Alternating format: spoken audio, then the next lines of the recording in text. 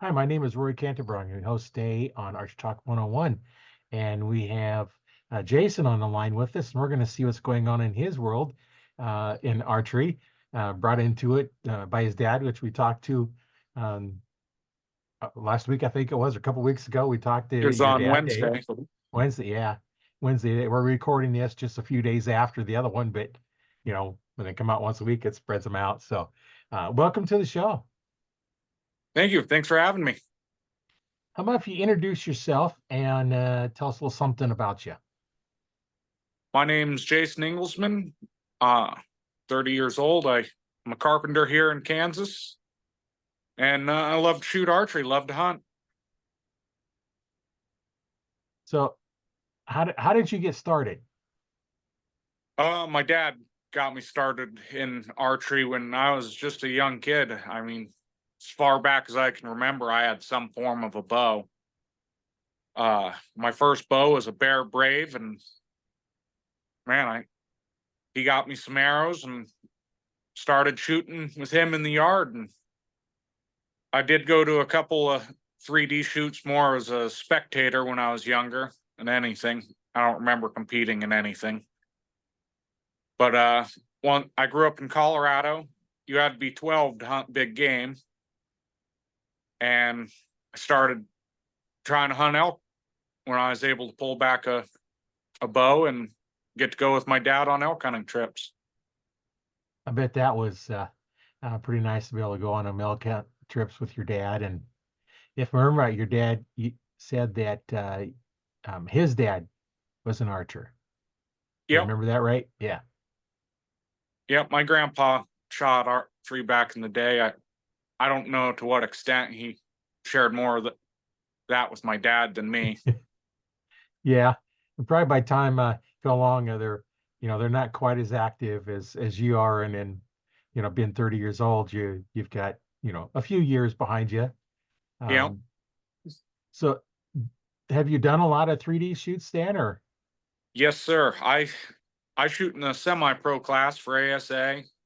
Um, I go to as many of them as I can. The local shoots, the national shoots. I really enjoy it. It's kind of taken up all of my pastime. It does, doesn't it? Yeah, if when I'm not shooting, I'm usually at work, and if I'm not at work, I'm working on my bow. I mean, it's just a kind of a revolving circle with me. Yeah, it can get that way when you have all the stuff. And me owning a shop for a few years and working at both Bass Pro and Cabela's, in archery department. You get kind of used to putting bows together, and it just kind of seems like you just put them together, don't think about it anymore. You know, yeah, it definitely takes a lot of time to be good at being an archer. I mean, but I always got to tell myself that there's more in life than just archery too. I got to find me someday. I'm going to find some time to go fishing, which I haven't done in a couple years. But Oh, yeah. It's kind of nice to get out, go fishing. But just take your bow with you and go bow fishing. I do have a bow fishing bow. That's pretty good too. I use my recurve for that, just because the Yep. compounds just different way of shooting, and I can just shoot recurves a lot quicker than I can a compound. I've always used a recurve for bow fishing, but in a raffle, I won a bow fishing rig and haven't used it yet. It's collecting dust, hanging up somewhere. Oh, But yeah, but they've got some pretty nice setups for bow fishing, in the compounds. And yeah, I I think it would definitely be a sport I would enjoy if I were to go out and put some time into it. That's but I have a bunch of friends that go a lot, and I can go with them if I were to ever ask. I just haven't yet. yeah, you kind of sometimes have to pick what you do, because there's so many things to do out there. And not just in the archery field, but there's other things that keeps you busy. And uh, then you get family to deal with, and You can't ignore them too much anyway, because it's kind of fun being around family sometimes. Yeah, yeah, yeah. I enjoy being around my mom and dad and rest of the family. I mean, we're pretty easy going. No one gets too excited around here. Well, that's a good thing sometimes. Yeah, but yeah, it's getting ready to be hunting season. I'm sure you're getting ready up there, in Nebraska, aren't you?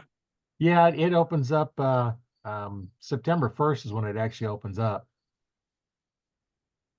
So I probably won't be able to get out this year. I had some surgery and I'm still not healed up from it, so I can't even pull my bow back right now. Oh, that'd be rough. Yeah, until next Tuesday, I'm still on 25-pound weight restriction. I can't lift, pull, or push more than 25 pounds. And I was like, my bow's way more than that. Yeah, Even my recurve is, I think, a 40-pound bow. yeah. I think that's what my recurve is also. It's either 40 or 45. I do have a 25-pound, but I shoot right-handed and it's a left-handed bow, so I may make a string for it and at least have something I can go shoot, shooting left-handed, at least to, work up a little bit of strength once I get to where I can even pull that back. Yeah. So I'll just have to hear your hunting stories and everybody else's hunting stories. Well, the best hunting story I have would be my elk hunting adventure where I shot a bull elk with my bow. Cool. You have to tell us Uh, about that one. growing up in Southwest Colorado, man, I played high school football and stuff, so I missed a couple of years of getting to go archery hunting. And then when I was a junior, we moved to Kansas. I let's see, I was 20. I pulled my archery tag for out there, and me and three buddies went out there with no longer owning horses, living in Kansas. It was a totally different experience for me. I knew where to Yeah. go, but you don't realize how heavy that pack gets until you actually strap it on and have to carry it up and down a mountainside. And three of me and two other buddies, three of us, we went down into the same spot my dad had brought me when I was younger and had a way too heavy of a pack and hiked it like 5 miles down the hill. My other buddies, they hadn't elk hunted at all. Oh, Well, the first morning they didn't get up and leave camp. I don't know if that was due to them being so exhausted on the walk in or if they just weren't quite ready for it mentally. I never really asked them why they didn't go that first morning. But my that hunt was I found some of the places I wanted to go. I checked some other places first. And that night I knew the next day I was going to get an elk. I had a pretty good feeling, and yeah. I woke up before everybody else. I blew a big old bugle right in the middle of camp to make sure everyone was up. I hiked I hiked on down the trail in the dark, and I got to the creek crossing. And when you hunt near water in the mountains, it drowns out a lot of noise. So you have to get up high enough that you can't hear the creek anymore to really get a good sense of what's around. But I got up to the first bench and I was thinking to myself, man, it'd be really nice to kill a bull elk right here. And half-heartedly, I gave out an elk call, and man, one bugled like 60 yards from me and come running in, and I got ready and knocked an arrow, and I didn't have my rangefinder with me. I left it at camp. Oh, But I judged yardage. I'm okay at it, I guess. And I remember thinking to myself, 30 yards, and I set my sight to 30, and I sent off an arrow, and I heard just a hard whack, and that noise of hitting a tree. oh. And and man, that kind of baffled me. The bull elk, he ran back another 15, 20 yards. I set my sight on to to 40 and I shot right underneath it. Oh, Now, only at this point have I realized that this elk is, man, Ricken, it's a big elk. It was a big old 6x6. Anyone would have been happy to take this one home. I shouldn't have, but I shot my third and final arrow out of my quiver at it. I don't know how far the elk was. I don't even necessarily remember how far I shot at it for, but I know it wasn't 50. And then I found long myself shot. I found myself disarmed, freaking up on the mountainside, and started frantically searching for an arrow. The one I found was the one I had hit the tree, and to me, it would have been about perfect height. That bull elk, to me, got lucky that day, and there was a tree right there. I pulled my arrow out. I had a Rage broadhead on. I folded the blades back straight, hiked on up the hill, knowing that the elk were bugling, and I was going to hunt on. And I remember before I got to where I ended up killing an elk, I was walking through a big clearing, and you can get busted doing that. And I kind of knew better, but I ran through it anyway. And on the other side up the hill, there was a black bear sow with cubs. Yeah. And I was fortunate enough that the wind was not blowing their direction. I just kept moving. And then it wasn't far from there. I called in a 5x5. There was two of them. I shot the first one that walked up the hill with that Rage broadhead that I had pulled out of a tree, folded the blades out straight, and I shot that bull at 17 yards, and it didn't run 10 yards and fell over dead. And then, Yeah, that's three arrows is kind of small quiver. I had a 5 or 6 arrow quiver. I just only carried 3 with me. I didn't think I was going to need more than that. And I've been in that situation before. Deer coming by, and I missed a few, and it's like, okay, I ain't got any more arrows because I only had like 2 or 3 with me. That's all I had that was sharpened, and it's now I'm just sitting here watching the deer walk underneath the tree stand. yeah. Well, that was only the beginning of the adventure, was getting the elk. Oh, Because now it was first thing in the morning. I made some mistakes as a young hunter that I won't make now. But I quartered up my elk on the hillside, and I attempted to carry down one of the hind quarters. I was going to carry it into camp. I also had the back straps in my pack, because if I was going to lose anything, it wasn't going to be the back straps. yeah. And carrying that hind leg down the hill, I almost had a tumble, man. I slipped, and freaking, it's fortunate that I didn't drop, or I dropped the meat and caught myself. And I watched that big old hind leg roll down the hill up over the side of a small cliff, but it would have been a good 40-foot drop. I was fortunate there. I then had to walk farther than I wanted to, because I had to walk around to go retrieve the meat. And I remember I was worn out at that point, and I stashed the meat in the creek, and now I just have the back straps, and I got a 2-hour hike up the trail. But I remember I was gonna walk into the camp and tell my buddies I shot a grouse, because I had blood on my hands and stuff, and I know that they would have noticed that immediately. So I didn't try and wash it off or anything, and man, I couldn't even get the lie out of my mouth. I remember they're like, "Did you get one?" I'm like, "Yeah, I got one." I'm like, then they're like, "Oh, well, where is it?" I'm like, "It's up on the mountainside," but it was a little late in the day in their minds, and I kind of agreed to go and try and retrieve any of the meat other than the one hind quarter that I had carried down the hillside already. I should have just went and got it. I ended up losing one of the hind legs to some rot. But not knowing that, the next morning, me and my 2 friends went up the hill to retrieve the meat. And before we left, they asked, "Hey, should we bring our bows?" And I'm like, "That's up to you."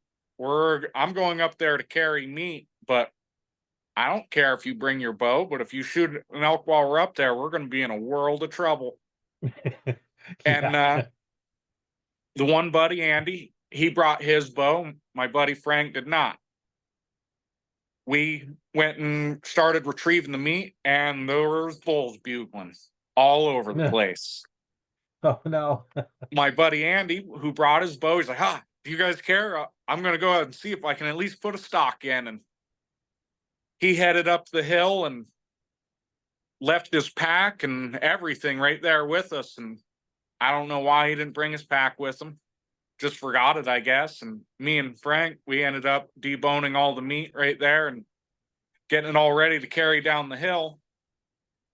Well, Andy had been gone for a while. And it's like, well, I'm going to blow a bugle and see if he's nearby. I bugle, and what seemed like him, because it wasn't a very strong bugle, was right up the hill from us. I'm like, oh, that's him right there.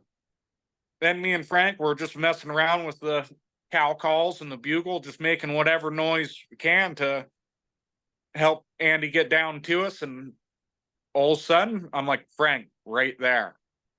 There's a bull elk at freaking 25, 30 yards away from us. And no bow. And he had no bow. And it was I think it was the other bull that was with the one I ended up shooting. And Frank could have got it. That was Frank's best chance at getting an elk, because he still hasn't got one now, and he's out there right now hunting. Him and Andy are both out this year elk hunting, which good luck to those two. Yeah. But me and Frank left Andy's pack up on the hillside because we waited there longer and Andy still hadn't returned. And it's like, well, he's going to come back for his pack. All of his water, everything's in here. Me and Frank carried the rest of the meat down the hill. I got a little turned around and walked down some of the steeper side of the hill. Oh. Frank was pretty mad at me, but we got back up to camp, and Andy came laboring in 2 hours after us, going, man, I shouldn't have left my pack. I got too far away and had no water and he's like, it was a long walk back to my pack. And then the next morning we carried out all the meat up to my Jeep, and I had the bugling teeth, and I sent a picture of them to my dad and just asking him, you know what these are? And that's how I told my dad I shot an elk. Yeah. Very cool. But then right after that, I ended up killing my first whitetail buck and buck of any form. And it ended up being a 180-inch monster. Oh, man. Like So 2 weeks after I got home. That's big for a buck anywhere, around here in the Midwest. Yes, sir. That's a big one. I didn't even know it was that big when I shot it. Me and my dad had a little chunk of private property we were getting to hunt. I guess it was a little longer than 2 weeks after I got home, because it was opening day of pheasant season. Or opening weekend of pheasant season when I shot it. And I was sitting in a ground blind, and the night before there had been some pheasant hunters that had walked through this patch of trees. I don't know if they were trespassing or not, but sitting in the ground blind, I hear something come walking by, and it sounded like it was walking right up to the blind. I don't know why, but whoever opened that door, they were going to get drug in, or at least that was my thought. Yeah. And I'm sitting there in the dark, all prepared, getting ready, and fairly nice 8-point buck comes walking by right outside the door. I could almost touched it. And it walks by. It ended up walking downwind of me, and I didn't have ozonics or anything back then. And it walked downwind and walked to a corn pile we had. And I was taking a picture of it. And I was going to send it to my dad, asking him, you think this is a good enough buck to shoot? And most people that had never gotten a buck probably would have shot that buck. Yeah. But as I'm taking the picture, I hear something to my left, and I turn, and to my left at about 40 yards was that the buck I ended up shooting. And I dropped my phone. I picked up my bow, which I won in a raffle. And I ended up I shot that buck and it ran off with my arrow in it. I texted my dad, just shot a nice 8-point. He went and picked me up and we went back to the farmer's house we were staying at and relaxed for a little bit, had some breakfast, drank some coffee, and went back out. And our friend Russell and my dad, they were the first two that had walked up to it. I hadn't even seen it yet. And I hear Russell, it's over here. Holy cow, there's no ground shrinkage with this one. And man, it was a huge buck. That was my two best hunting moments that I can say I've had in terms of archery.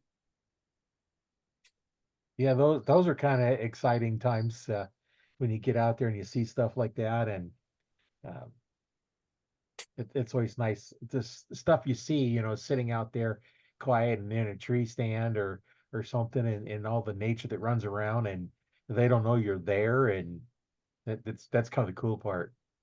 Yeah, I've seen all kinds of different stuff while I was sitting in a tree stand. Owls land feet from my head, and it's like, man, I'd like to get a picture of it. But as soon as you move, the owl knows you're there and ends up flying Yeah, off. You see their eyes get real big, and that's always really neat. yeah, you have to have the camera ready and rolling in order to catch them doing that. And then I I remember a story that my dad was telling you about shooting an arrow up in the air, Oh yeah. and I don't have any stories quite like that one, but I do have a story about shooting an arrow up in the air Oh as yeah, a young okay. as a young kid. My cousin, he's same age as me, and he had a bow and stuff, or he did not have a bow at the time. He hadn't got one yet. And he asked me, well, how far does it shoot? And I had this one particular arrow we called my lucky purple arrow. It was the only one I had like it in my quiver. All the rest were different.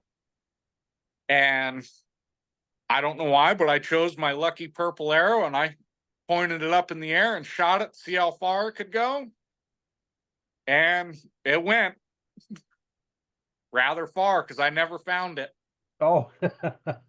And I remember coming back to my dad crying that I had lost my lucky purple arrow. And my dad, being a good dad, went out and bought me a half dozen new arrows, and they were all the same as that one lucky purple arrow. That was the only time that I can ever really remember doing anything like that. I think I learned my lesson after the Yeah. first time. Yeah, if you're gonna shoot an arrow, you need the flu arrows so they don't fly very far. And they Yeah, drop down so they're stinging in the ground. Who knows how far that went, because it's not unusual. There's hunters that'll take 100-yard shots and they're not even pointing up in the air. So no, it could have went 300 yards yeah, or more. I have no idea. I remember I was at my cousin's house and there was pinyon trees and all sorts of other stuff on their property. It was probably sticking up in the top of a tree. It could be. But yeah, I learned my lesson pretty quick that day. Yeah. Yeah, that's one thing you want to keep away from doing, is shooting up in the air too much. You know, I I can say I've done it a couple times as an adult, but not on purpose. Yeah, things happen sometimes, especially those that sit there and bring their arm up and start drawing back with the arm up and then dropping it down. You For know, one thing, they're using the weakest part of their arms to pull the bow, because you're pushing down on it, and it also just leads, chances for it to go flying up. yeah, I've found myself just making a not necessarily sky drawing to the fullest, but pointing it far enough up in the air that I knew I wasn't getting that arrow back. Yeah, yeah, that's why I lean forward a little bit and point the arrow at the target as I'm drawing and standing up. That keeps it pointing at the target and keeps me from leaning back as I'm drawing. You stand up, you draw, you end up leaning back. So kind of things that I've done for decades. Yeah, it's my dad always taught me to, when drawing my bow back, to point the arrow straight at the target. Yeah, Eh, a little safer that way. You know, and sometimes you get lucky if something bad happens, because I've seen my dad get a 12 at a 3D shoot. He was pulling his bow back and his release went off, and he was cursing up a storm a little bit. And I'm like, dude, what are you so mad about? He goes, I didn't even get my bow halfway pulled back. I'm like, well, dude, you're in the 12. Yeah. Well, people that use a release and put their finger on the trigger instead of behind the trigger, I'll have a tendency to do that sometimes. And Yeah. that's why I always Well, teach behind the trigger. if I remember right, my dad was using a thumb release, Oh, yeah. and me and him both have a similar problem with finding a release that fits our hands.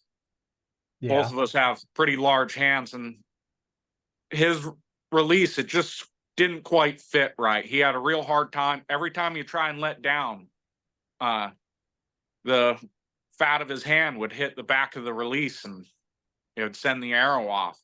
So he was always really nervous trying to let down. And myself, I shoot a hinge, and there so there's only a select few hinges that I can find where the head of the release doesn't hit my fingers.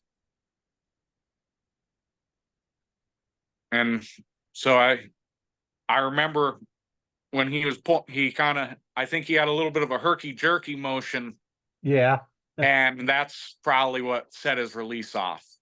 Yeah. Yeah. The handheld ones, I've got one, and I make sure when I'm drawing back that that thumb is not anywhere around where that trigger is, and pull back. And then once I get back, then I put my thumb on the release itself and kind of trap it in the meaty part of my hand. But yeah, definitely not a beginner's release because you're going to hurt yourself. Yeah, and as my dad told some people, I've punched myself in the face before, and it's Yeah. not fun. No, because you're drawing back right to your anchor point, which is the corner of your mouth. So if it goes off, it generally it's going to smack you in the face. And And when everyone that told me when I first started trying to hinge, they always told me, pull towards your chest.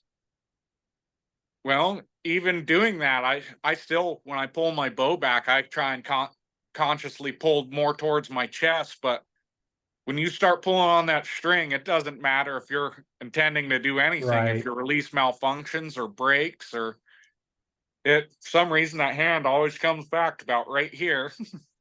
Well, and if you pull towards your chest, you're using more chest muscles. Bring that arm up, use your back muscles, and actually draws easier, so you're not struggling so much. And yeah, I've seen some they drawing way too much weight and they kind of struggle and lean it back and draw it back and then raise it up. And it's like, how you ever going to draw on a deer that's fairly close where you're at, that the movement's going to, alert them?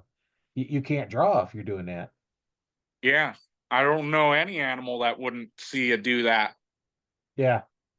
Yeah. That's why I never teach anybody to draw down and up or raise your arm up and drop it down. And, um, you just got to be most efficient with it. And the most efficient way is to draw, use them back muscles. The only way to really engage them is get that elbow up. If you're doing fingers or release, the hand can twist, but keep that elbow up so it uses those back muscles. And, those develop really quick, which I'm going to have to develop again. Yeah, so yeah, I got to be able to shoot my bow. At Yes, first, I got to sir. be able to walk more in about 6 minutes or 12 minutes. Yeah, it's, and injuries. My dad, he had to sit out almost the whole season this year because he had some elbow problems before he could get to the doctor and get it fixed. Yeah, he was telling us about that. And when you have an injury, it's tough to come back from them sometimes because it takes so long, and you want to keep shooting or doing whatever you're doing, and then it sets you back, and yeah. Yeah, the frustration levels that I would just see him start going through if he were to try and shoot his bow, and knowing he's in pain doing it, and he's struggling to shoot his bow, and now the upset of struggling is in your mind. So Yeah, I know I've been struggling with this surgery. I had a triple bypass in April, and I'm still working through it because I had to go back in because it wasn't healing, and then open it back up after 10 weeks. So then it's 12 weeks started over, and next Tuesday the 12 weeks is finally up. But sitting around for 5 months, basically sitting in a chair all day long because couldn't do anything. Um, and then couldn't even really walk or anything. So now I'm finally getting out, but after I walk about 6 minutes, I'm starting to get tired already. I actually got into, now that I think about it, 3D archery came about because I had a shoulder injury that kind of derailed my college baseball career. Oh yeah. And because right before I went off to college, I sold my compound bow to a friend, and went off to college, and then ended up finding out I had a pre-existing injury, and that I was working when I got it. I wasn't even playing baseball, but I couldn't pass the physical, and because it was pre-existing, I had to go see a doctor and stuff. And I went and saw a doctor, and I he kind of told me that I should probably not play baseball no more. Pretty much what he told me. Yeah, need a different doctor. Don't say you can't do it. Well, what do I have to do so I can do it? Yeah, but as a young kid, you get one piece of advice and you kind of run with it. Well, I had transferred colleges a couple of times and ended up back home, going to work. And I went out, me and my dad. I think my mom was there, but I know my dad was there. I bought a Bear Legion from Dick's Sporting Goods while they still had hunting stuff. And when I bought that, that would have been like late February, I think. I remember asking my Yeah. dad, like, let's go to a couple of 3D shoots this year. That was the start of the addiction. And ended up going to probably the toughest 3D shoot I could have ever entered for never ever competing in one. Oh, And it was, I remember my dad talking to you about how he brought 3 arrows with him. I brought 6 with me, and I didn't lose all of them. I think I lost 2. And then the next day I lost 2 more, and only ended up having 2 after that. But I got my butt kicked. I wasn't anywhere. I think I came in last place or second to yeah. last. And then after that, I was kind of addicted to that. The competitiveness I loved, and then trying to beat my dad at something.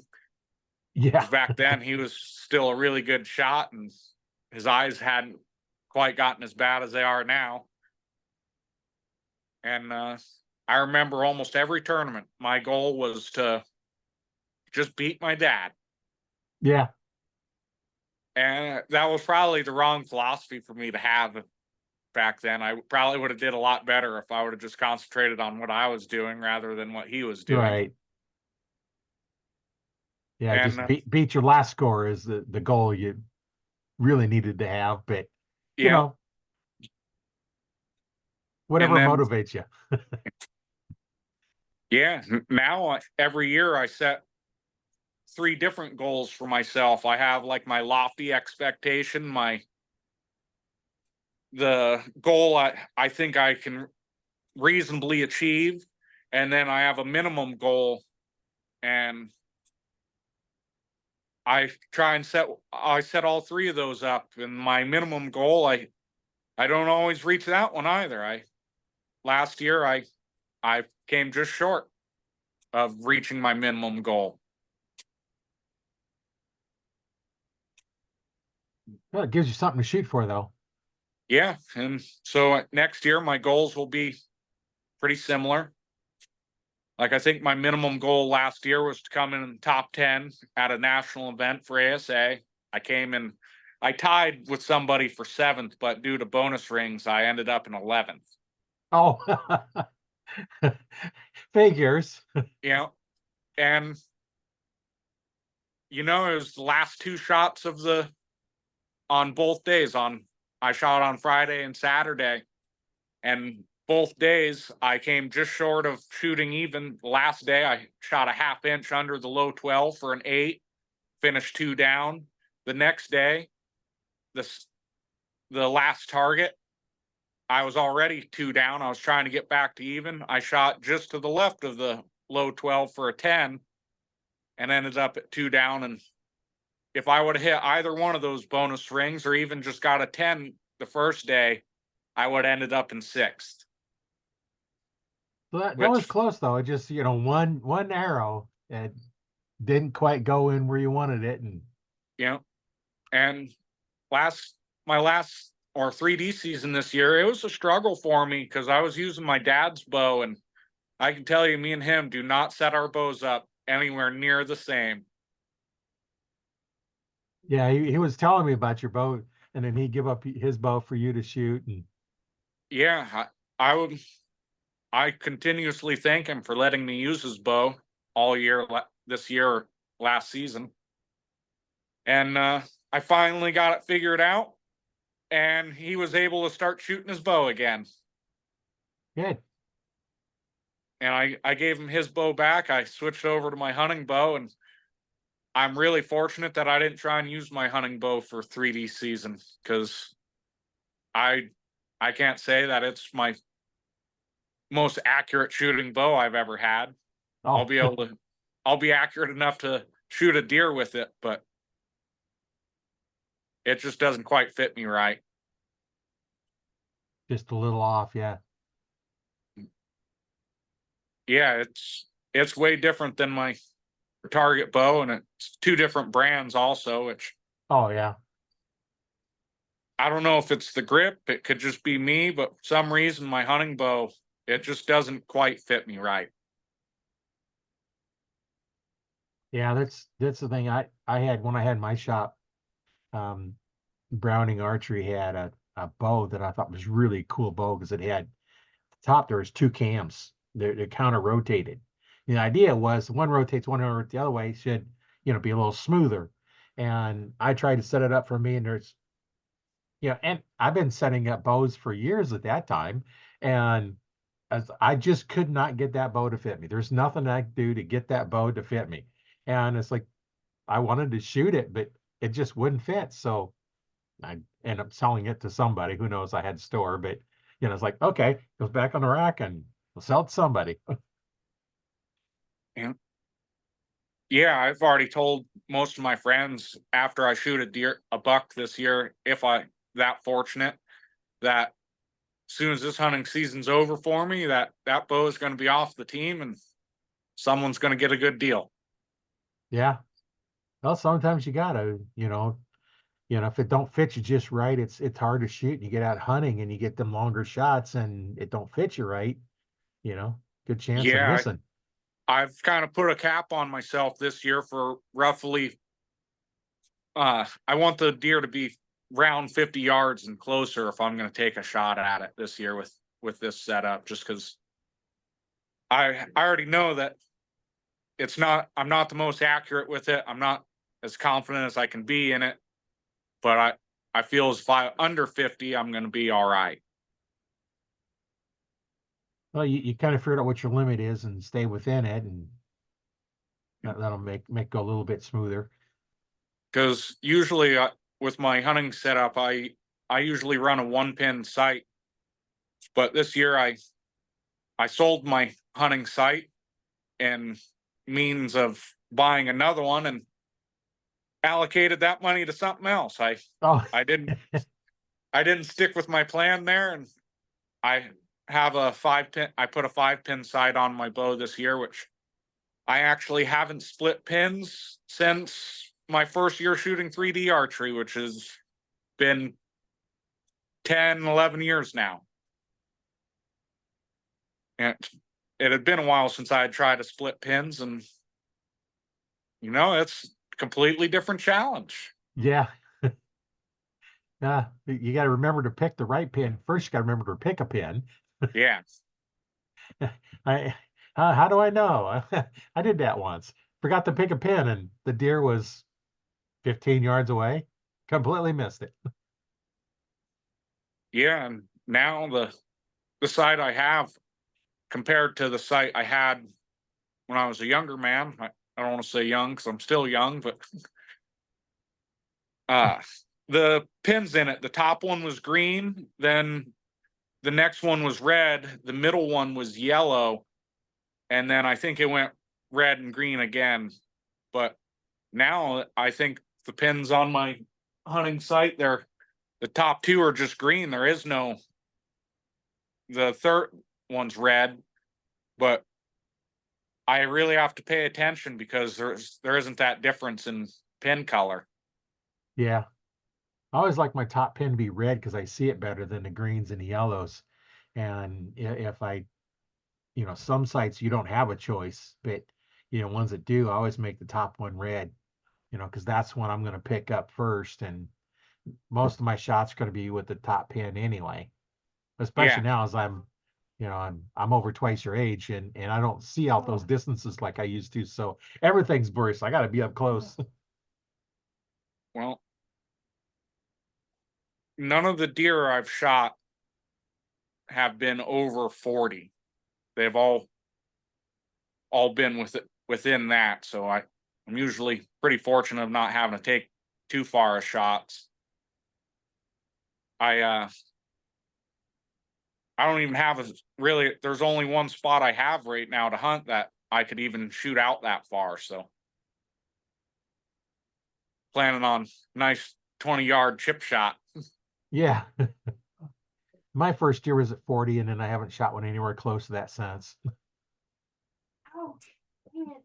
I've I think I've shot a bunch of does, and they were all 25 yards and in.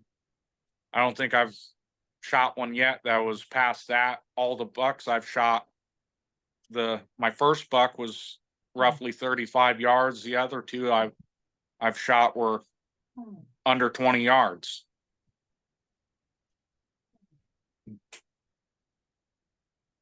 But yeah, I'm getting that itch starting. Can't wait for hunting season. I did see Josh Trollinger. He's been a guest on your show.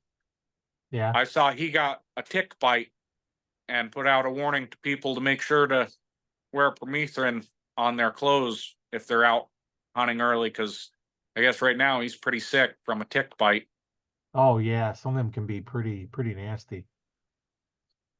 And ticks love me. No. I get them. I have them crawling on me all the time, it seems like.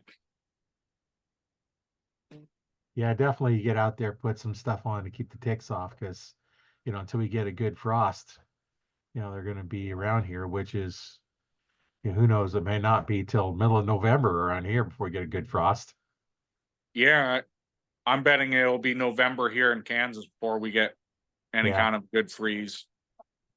Yeah, I'm only about 150 miles north of you, so Yeah. Some reason you all keep getting all the rain though. Keeps going right by us. yeah, we've had quite a bit of rain and some wind. We had the winds come through here a few weeks back. They was getting 90-mile-an-hour winds, and we had a big oak tree that just knocked the big old branch probably 100 feet up into one of the other trees, and it's got that split. So you got to wait for a guy to come around and be able to pull it down, because who we normally have do trees, yeah, we're not getting out doing them. We need somebody that actually knows how to pull them out of there, because they're not very big branches. You're gonna have to go up there and basically just cut parts of it off, and then hope it doesn't cause more problems. But yeah, we're gonna have to take a whole tree out plus a part of another one because it's split, and put some ratchet straps around it to hold it to make sure it doesn't keep splitting. Yeah, I always feel bad for people when their trees are broken in their front yard. I like trees. I think people here in Kansas cut too many of them down. Yeah, we have a lot of them around the house. You keep getting so, solar panels, solar panels. There's no sun on our house. The Yeah. only building we have is our garage, the only place you'd get any sun because it's surrounded by trees and they're getting kind of old. So I think some of them are a little bit hollow. Uh, I know this one that broke over, it's got some hollow spots in it too. You can kind of see it. So it was needing to come down anyway, but it'd be nice to take it down controlled instead of wind blowing it down. And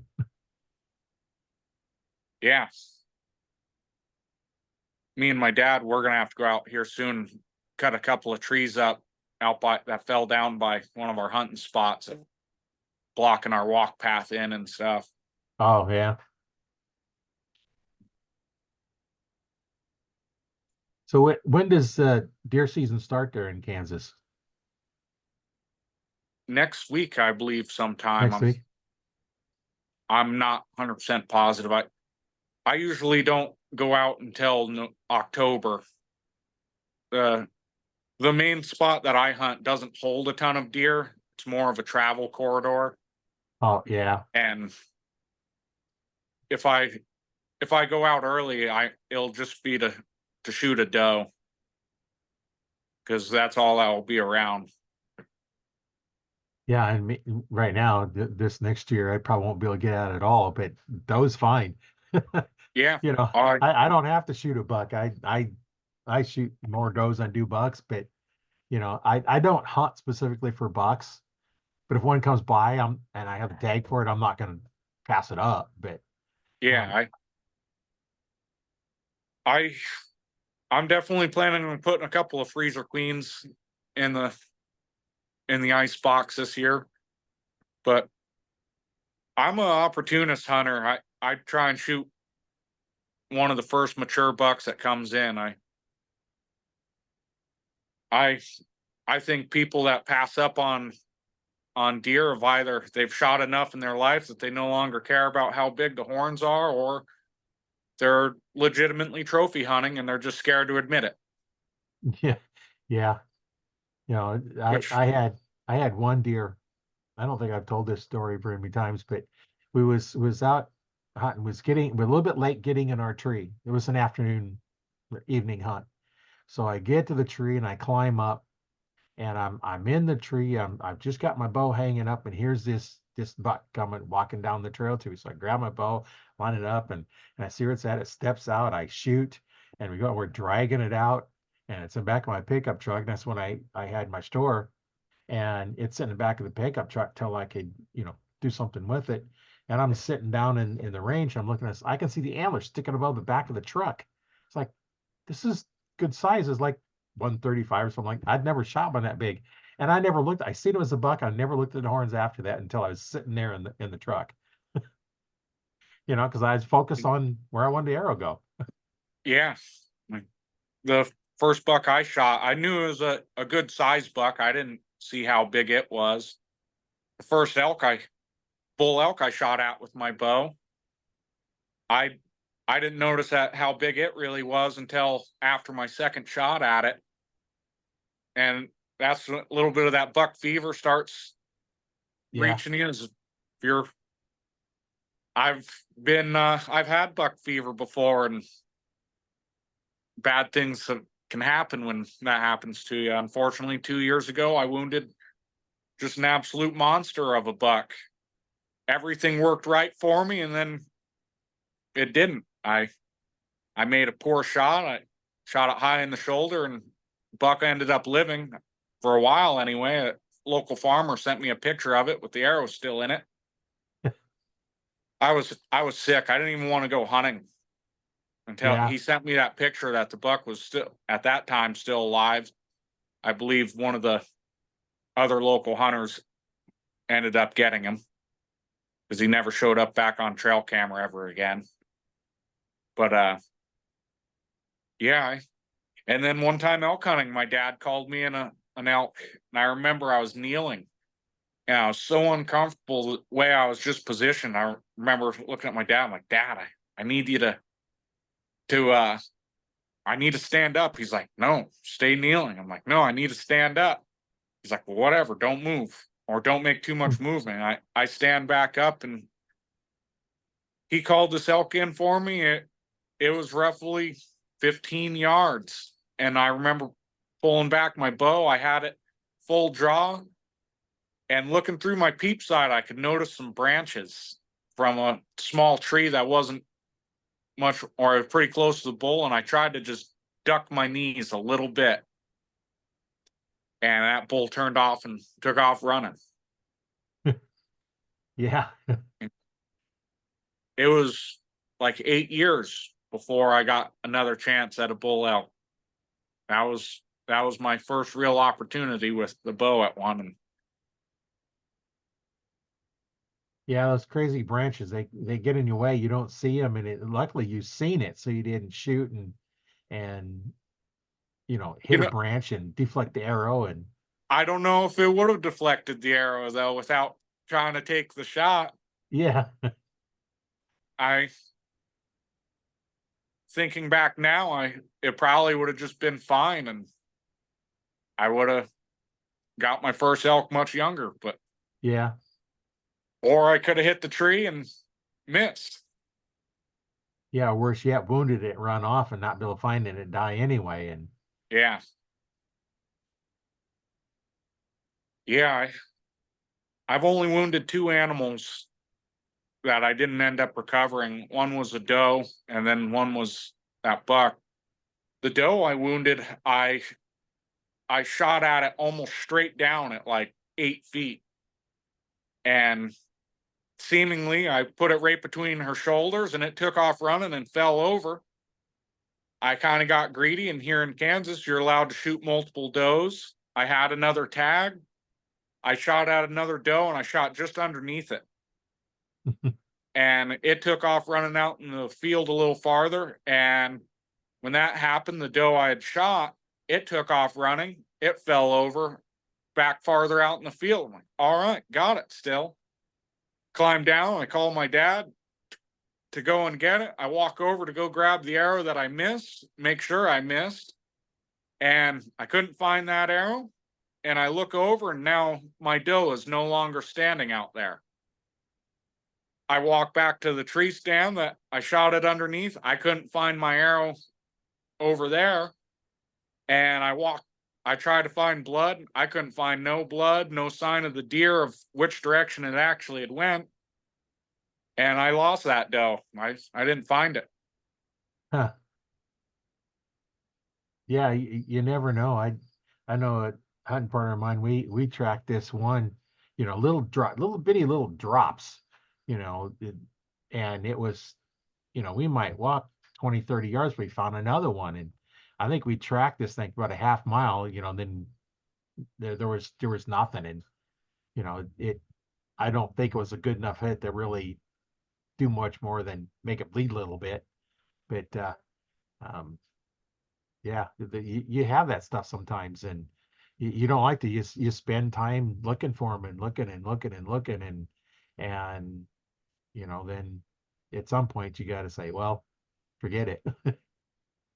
Yeah, that's one thing my dad taught me growing up. Always at least walk over there and make sure you missed. Right. Because I remember elk hunting, we were rifle hunting. Me and him took a couple of shots at the time. I don't think he had a rangefinder, but he didn't bring it with him. And rangefinders were still relatively big and cumbersome at this time. Most people didn't have the small ones yet.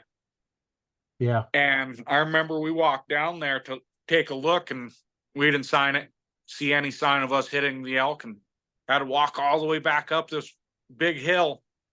And our buddies up there, they're like, man, do you guys know you were at like 500 yards when you're at that tree line? No, we thought it was more like 300. And well, it made sense why we missed. We were 200 extra yards. Yeah. That's a lot to be off. Yeah. And my dad ended up shooting a cow elk that same day, knowing at that point then it was 500 yards. And I didn't get another shot. I had a bull tag. so I didn't get to shoot. And him and his buddy Hugh, they both shot cow elk shortly after that. But Hugh had a rangefinder with him, and when we first took those shots, he was in a different spot with his son. But yeah, that was one of the first times I had to walk quite a long ways to go take a look. And Yeah, that's quite a walk to walk out 500 yards, you know, to find it. and Even if it's flat, that's a yeah, long walk. it was a real steep downhill walk, and you don't realize how far it actually is until you actually have to walk back up that hill. Yeah, Yeah. yeah, yeah. Walk down 500 is bad enough. Walking up is that's a challenge. Yeah, it was a lot slower moving. Yeah, yeah. And You then don't go up the hills too much too quick. no. And then but yeah, that's ever since then I've always tried to make sure to walk down and see if I at least got anything. I've never shot at anything that far, even with the rifle, and then with my bow, I haven't shot at nothing like that. No super Yeah. crazy distances at any animals. Well, 100 yards is a real long shot with a bow because it takes so long to get there. One little step, you go from a perfect kill shot to a gut shot and Or or a even a puff of miss. wind, or Yeah, your adrenaline's going, so you're probably not going to make the most perfect shot. So I, no, I've shot my bow at 100 yards quite a bit, and man, it's the consistency is just not there to. no, I mean, if some people, Levi Morgan is a lot better shot than me. He shoots those animals at quite a distance, but all I understand, like some of those guys are shooting deer at 60, 70, and 80 yards because they get away with a lot more movement and they can move right. around a little bit. And I don't know. I'd be pretty nervous doing that. I would need binoculars at 100 yards. They'd be so blurry that I wouldn't be able to figure out where I'm shooting anyway. So Yeah, that would be a different challenge. And another thing I'd like to try is rattling in a buck while I'm on the ground, either using a decoy or just hiding on the ground somewhere. I've never rattled in a buck, but that's always looked super cool to me. And sitting in a tree stand, that's not my favorite thing to do. I spot and stock is a way more fun method of hunting to me than spending hours sitting in a tree. well, as you get a little bit older, the walking is a little more difficult. The sitting is nice, Yeah, or standing. I fully understand that, but I don't know. Just sitting there, I enjoy nature, but when you keep sitting in the same spot over and over again, nature seems to get a little mundane to me. Yeah, The same it's the two same thing. squirrels running around making the same noise every day.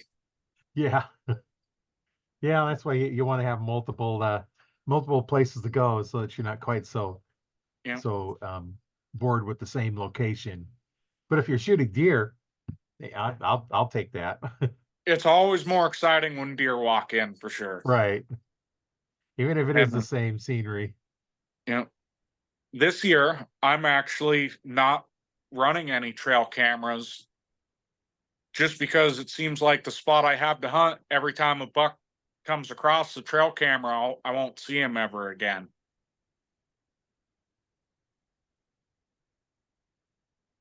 Yeah, it's the couple of spots I've got to hunt. I had trail cameras up um, last year, and last time I put them out there for some reason, not I don't think any of them got turned on or something because I had no pictures. But the ones I had from the year before, there's three different bucks that come through there. One nice one and one growing up one little bitty thing. Um, Probably son, dad, and grandpa. But they're coming through at anywhere from 10 o'clock to 3, 4 o'clock at night. Yeah. Most of the does come through at night. Once in a while you'll see some during the day. So um, that mostly at night. You can't hunt deer at night. No. Well, I think you're actually in Kansas. I believe you're, or it might have changed. That it was kind of a vague law, I thought, that you could shoot a deer at night, but you couldn't use any form of light. Oh yeah, that So that means you got to have probably snow covered and a full moon and no clouds. yeah, if you're and still got to be able to, you'd have to use a recurve because I don't think you could see through a peep sight, even as that. No. Well, I had one night I was hunting and I watched my pins because my pins quit glowing. It's pretty much I'm done hunting anyway. So no matter what time it is, I'm done. During the day, I'll turn a light on the pins because the trees block all the sun and they don't really glow very well. And it all the leaves were gone, full moon, snow cover. I'm waiting for my pins to quit glowing. They never quit glowing. I was like, it's gotta be after time. I looked at I was an hour past shooting time. I could still see my pins, my fiber optic pins. And I walked out with no flashlight or nothing because I didn't need it. It's like that's one and only time I ever had that happen where I was out in a tree stand and it never really got dark because the moon come up and it was, it looked like it was, just that last half hour of shooting time and it just never changed. Normally it gets dark, you can't see anything. No, that was one of those perfect nights. The moon lit up everything because of perfect white cover all over the ground and it just reflected that moon. Yeah, I've only hunted deer with snow on the ground, I think once, and I think the snow melted by the time I climbed out of the tree stand. Oh, We haven't gotten much snow here in this area of Kansas in a while. I mean, if we're lucky, we'll get 6 inches a year. yeah, sometimes we get, we've had years where, we might get 3 or 4 inches the whole year, and other times we might get 5 or 6 in one snow. Yeah, it's I growing up in Colorado, I remember we'd get feet of snow. Yeah, And people think they know what feet of snow looks like, but if you've never actually experienced it, you don't know. no. Well, I can remember a few times when I was a kid getting so much snow that, you had to dig your cars out to find where the car is at. Yeah. We get lots of snow and now it's not quite so much, but uh, And then, like in Colorado, the school buses, they were four-wheel drive. I don't remember many snow days ever growing up. oh yeah. Well, Out, school bus can get you there. yeah. And then moving out here to Kansas, I only did my senior year here, but even if there was a threat of snow, they would cancel school. Oh yeah. And Now they seem to cancel it just at the drop of a hat. It's, oh, we might get a lot of rain. Okay, cancel school. yeah, yeah, it wasn't like that when I was growing up. Not at my school anyway. It might have been starting other places, but yeah, I remember the first bus that I got on was still a stick shift and it was four-wheel drive, but I remember it had a 5-speed in it. Oh yeah. But yeah, it was definitely different growing up in Colorado compared to the 1 year I did here in Kansas. Yeah, Kansas is a little bit further south. Not much, but it's a little bit further south, so you have a little bit warmer weather. But I was um, no, Kansas is farther north of where I was at. no, I mean for me here. Oh yeah. Yeah, because I'm right here in between Omaha and Lincoln. I'm not sure. Kansas City is almost straight south of us, and you're I forget which way from Kansas City, but We're 3 hours west of Kansas City. okay, you're out west. Yeah. Yeah, it's it's definitely a different climate. I don't know Yeah. if I'll ever get used to it. Yeah, everything's a little different. I pretty much grew up mostly here in Nebraska, and I've lived in Texas and Indiana and um, well, Idaho when I was really, really young, but I don't remember it. But yeah, just mostly here. So I'm kind of used to the weather here, and it changes, you know, every few years it changes. There's something different, and changes again. And one year we might not have much rain or snow, and next year we got all the rain and snow we can handle. And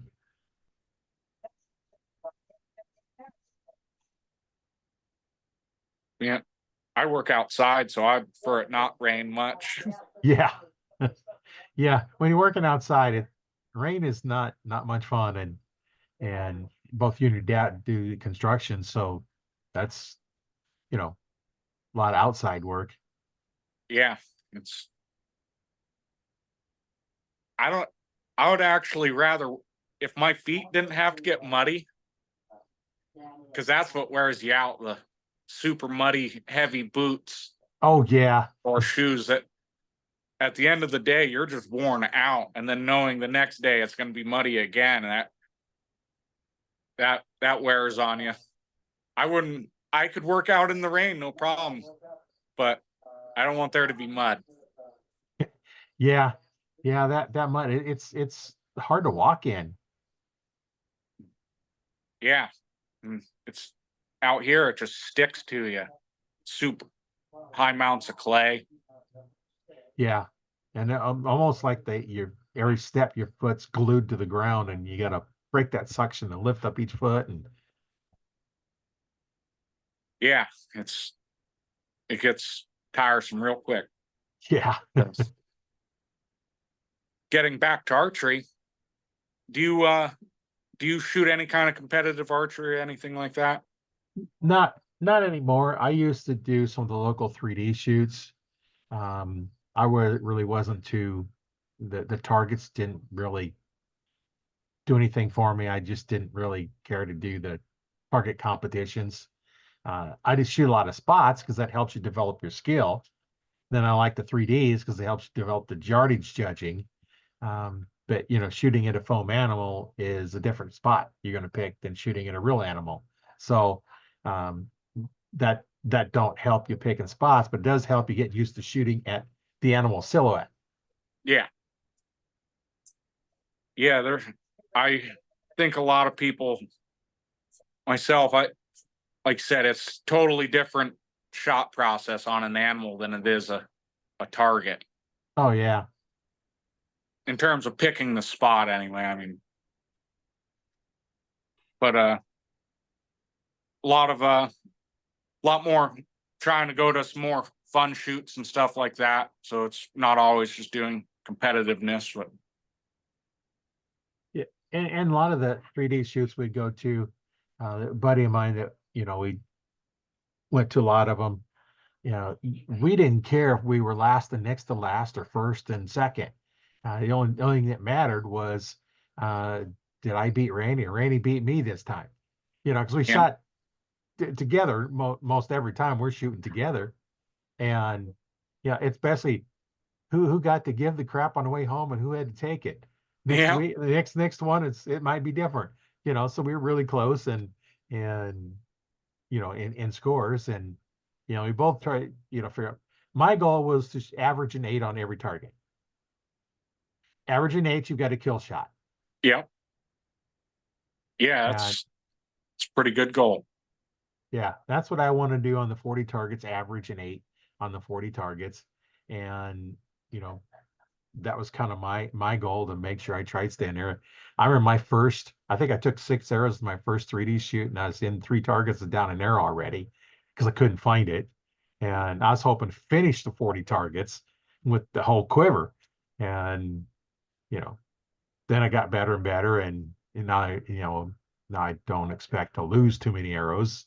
Once in a while you will, but it's been a while since I've been able to shoot a 3D event because, other things going on. And Yeah, like I said, I try and shoot all of them. I like to go to the fun shoots, the competitive shoots. I just enjoy shooting my bow. It's kind of my solitude where I can get away from what's going on in the world or going on at work and stuff like that. Yeah. Well, nice about shooting your bow is you've got to concentrate on one thing. You can't be thinking about nothing else. So you have to block all that out. And if you can't do that, you might as well not shoot that day, Yeah. or at least for a while, go do something else and then get back into it. But yeah, that's one thing you've always got to do is you got to clear your mind when you're shooting a bow. Yeah. It's every part of it's a process and things, oh, it just slows things down in my mind shooting my bow. I think that's what I enjoy most about it. It just gets me away from any of the other stresses in life. Yeah. A lot of people, they probably see me and are like, no way you're having fun. But I, I guess my face doesn't always show my emotions. But yeah. No, I hear smile, Jay. I hear that a lot. But no, I promise people I'm having fun. Yeah. That's that's one thing about archery is it can be stressful at times too. I mean, my dad talks about the mental side of archery, and I had to learn myself. I mean, just to get better and be able to compete better, you have to keep your emotions in check. And Right. man, I've seen people snap arrows and stuff in the last couple of over their knee just because in the last couple of shots they felt they made a poor shot and they were ended up being all it ended up being all right for them. They either made the podium still or ended up winning, but they had lost their cool a little bit, and a lot of people talked about that for a long time, and I didn't want to be that guy. So Yeah. I kind of started making sure that I stayed a little more calm on the course. I mean, I, I will admit, I have some choice words if I make a mistake or something like that, but I try and keep my freak out sessions to a minimum, usually one or two words, and I try and just. They always say move on to the next target, one shot at a time. I mean, Yeah. that's hard to do, but it if I seem when I do that, I seemingly do a lot better. Yeah. Well, when you think about it, what somebody says, if I say don't miss, what are you thinking about? And try not to miss. Yeah, you're thinking about missing. That's the thing you're thinking about. So don't miss. You got miss in your mind. And that's hard to get around because next thing you know, you're thinking, okay, don't miss. I can't miss. What are you saying? You said mostly you miss. So now you're gonna miss. So that's kind of the mental game that you have to go through is, you know, you got to focus on, somebody says don't miss, that's the worst thing you can say to somebody because now that puts that missing in their mind. They've got to be able to block that out and think of, okay, here's the spot. I can see my arrow. My arrow's going to hit the center of the X, going to center the X. And now you got to kind of block all that out, which somebody put this bad thought in your head and it's hard to get it out. Yeah, and you can only like you can say that to your buddies and stuff, but people really frown upon it when tell them, "Hey, don't miss this one out on a 3D course." But More times than not, they're going to miss. yeah, or even if they know how far it is, they'll make a poor shot, and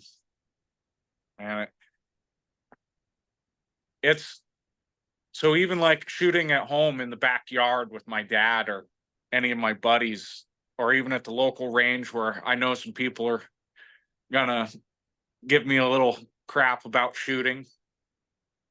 When they say that, man, it like you said, that stays in your mind. The challenge of now to completely block that out.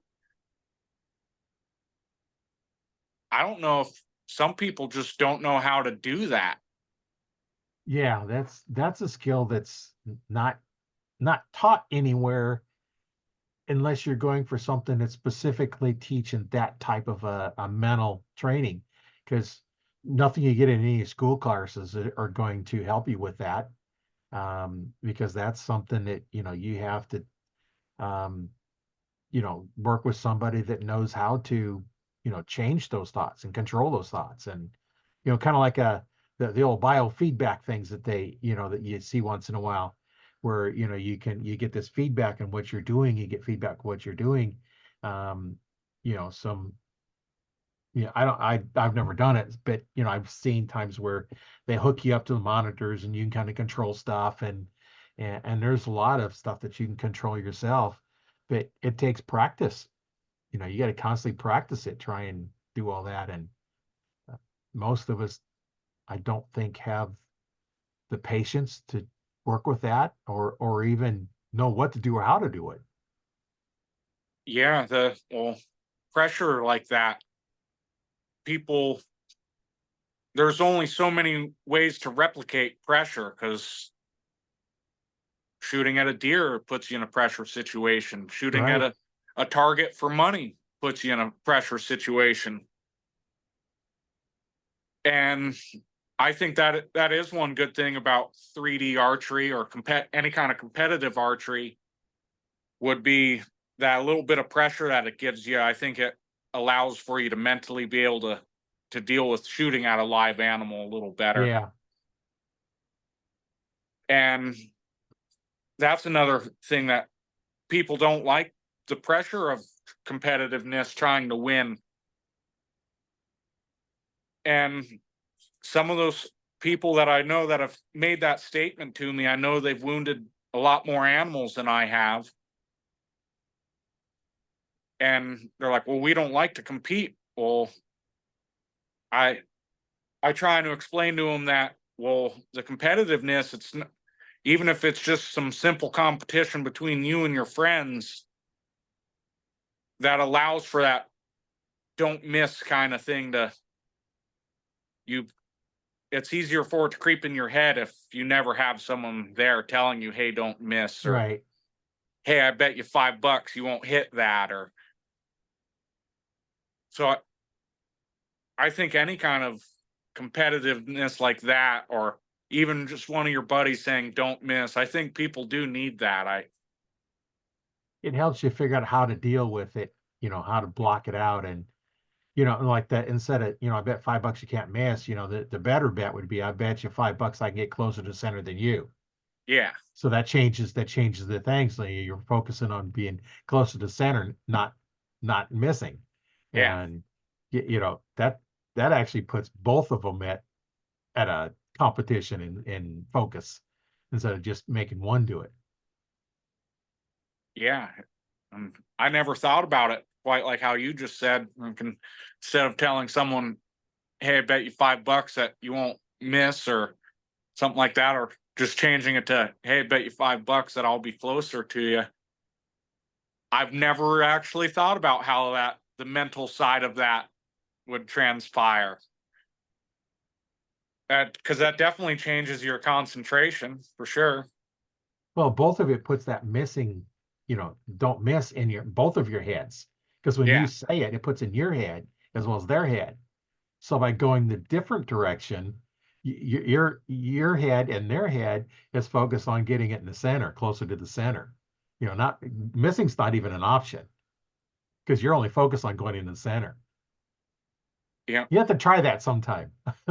yeah. I'll next time me and my dad are shooting, I'll do a little experiment. Hopefully he Yeah. doesn't hear this first. Yeah. Yeah, experiment. It's like, okay, I'll bet you $5 you miss, and then you know, you might be out $5, or you might hit it anyway. Um, Yeah, but then other things, I bet you $5 I can get closer, and then see what the difference intensity of both of your shooting is. Because if that, I bet you $5 you can't miss, well, you can be anywhere. Not miss is just in the target, but I'm closer makes you take, okay, the X that's in the center of the target, that's your target, not the whole target.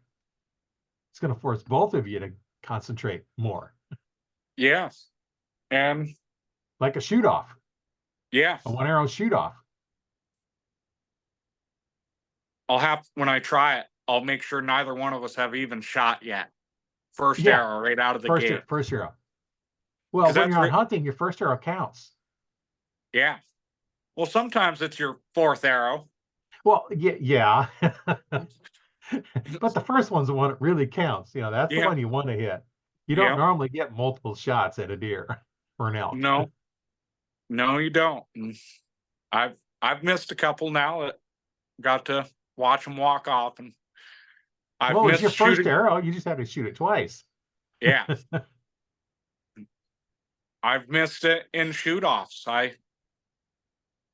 The first shoot off I never really think of making. It was a shoot off for $1,000. And I started doing really good, and I read my notes wrong and Oh ended up no. missing the next target. Because we got to go up and judge there was 5 targets, got to judge them all first and write them all down, and then that way it just made the shoot off go faster. And like it was the 4th target. I just read the wrong yardage and misset my sight per se and shot underneath it. And then the very next target I hit a 12, but And yeah, a lot of 12s will make up for a miss. well, I only had 2 targets left, so it was over at that point. Yeah. And I remember that kind of sick feeling of, man, that just happened. Yeah. And But you I'm not blocked it saying, out and did good for the next shot. yeah. And I've been in a couple other shoot offs, and I've only won a couple of shoot offs that I've been in, and none of them have been for big money or anything like that. One of the shoot offs I was in, I beat my dad 14. They had 14s in play, and my dad was up on me. And I did a little math, and I remember I had to shoot first, and I remember telling my dad, I'm like, man, if I hit a 14, I'll be 2 points up on you, and you'll have to hit a 10, or you'll have to hit at least a 12 to tie. And someone else ended up shooting one of the 14s, or I shot first, hit the 14. I think my dad shot second, and he hit the 12 he was shooting at, and another guy hit a 14. And they ended up giving me the win because I got more. They counted the 14 as a bonus ring, and I ended up beating my dad by a couple of bonus rings. Oh. And it was like $50 I ended up winning. He ended up in third. You remember the shoot, not as much the money's here and gone. You remember that, the feeling of winning and shooting good, and Yeah.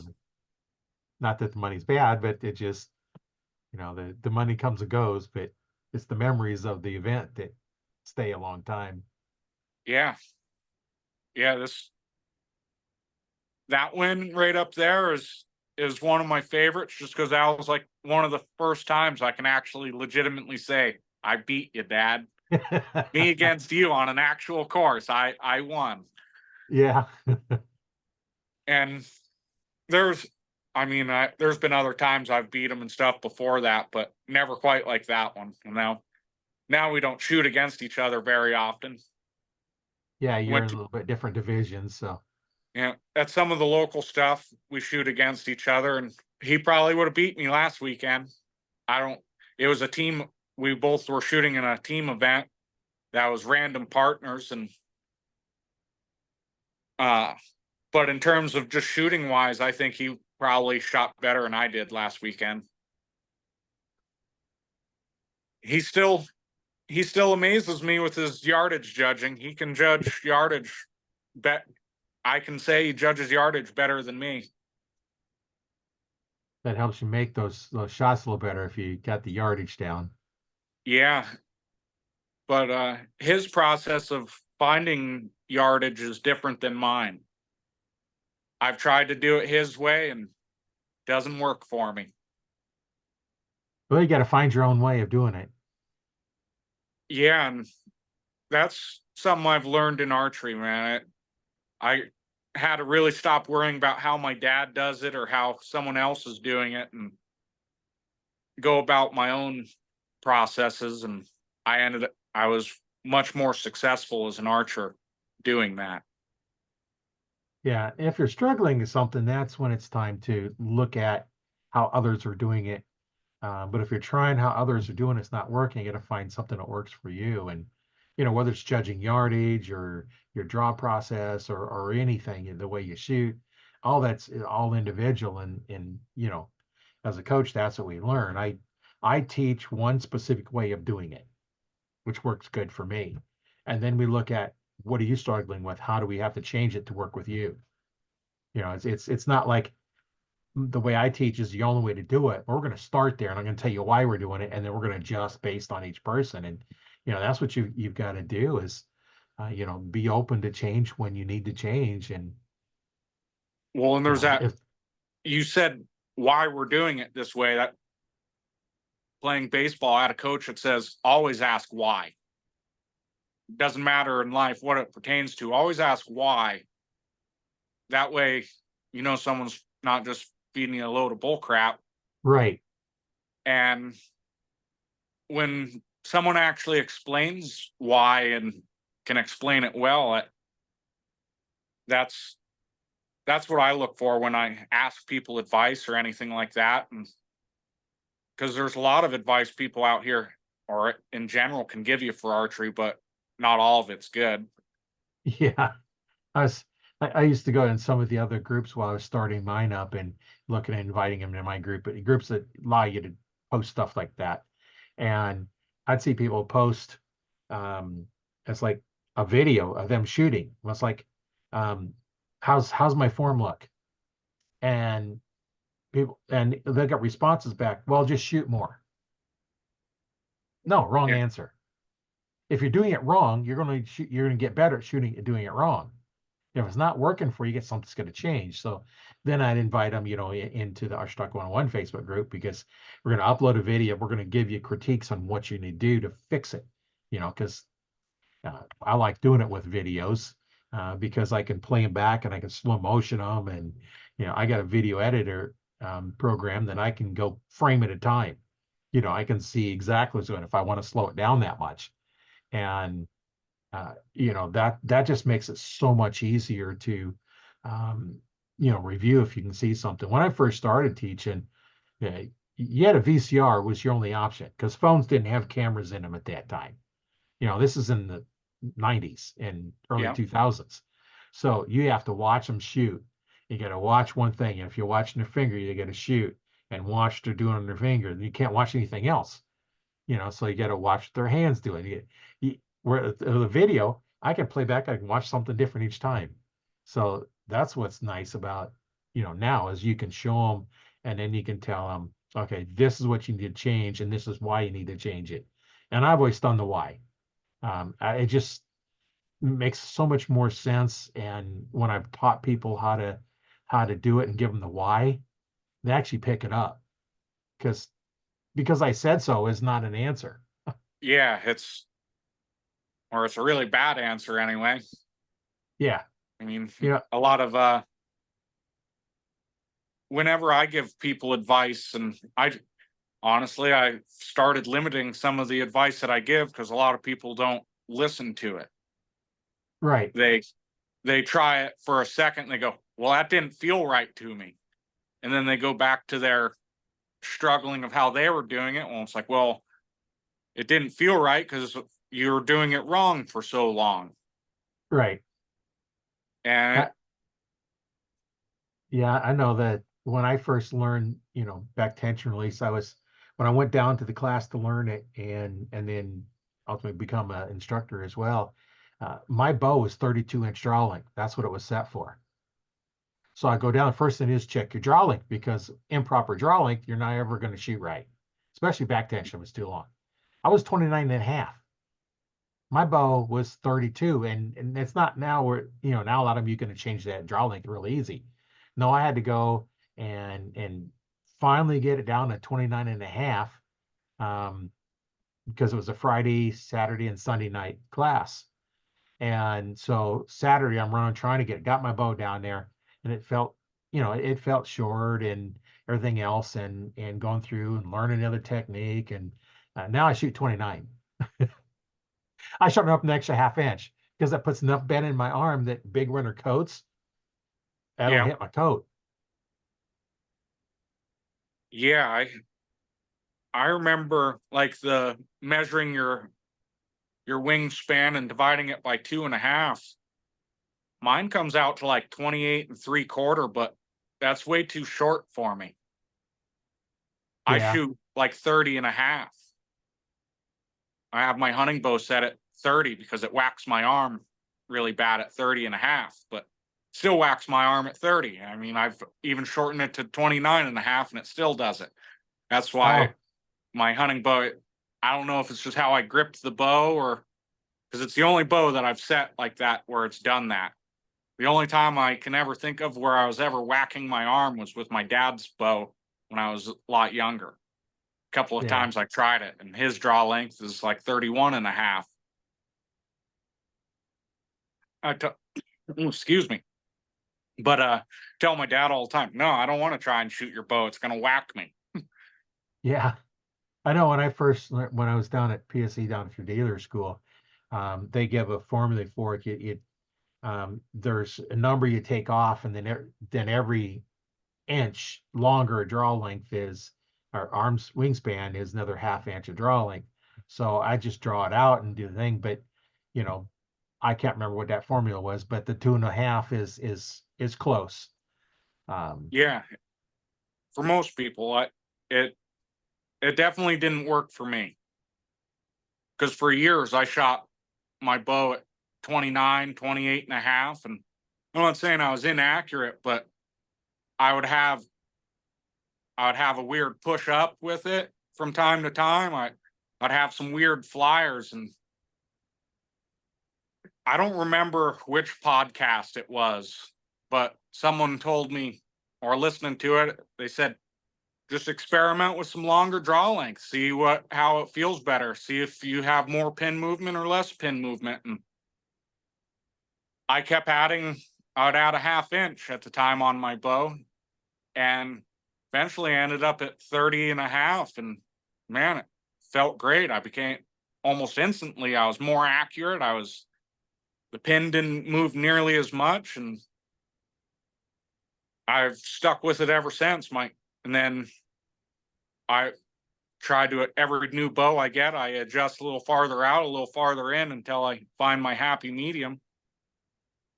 But that that was big for me. My draw length changing definitely changed my accuracy as an archer. oh yeah, that's one of the things that can control it.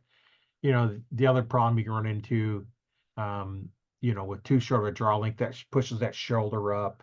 There's all kinds of different things that you can adjust on the body and the way you do it.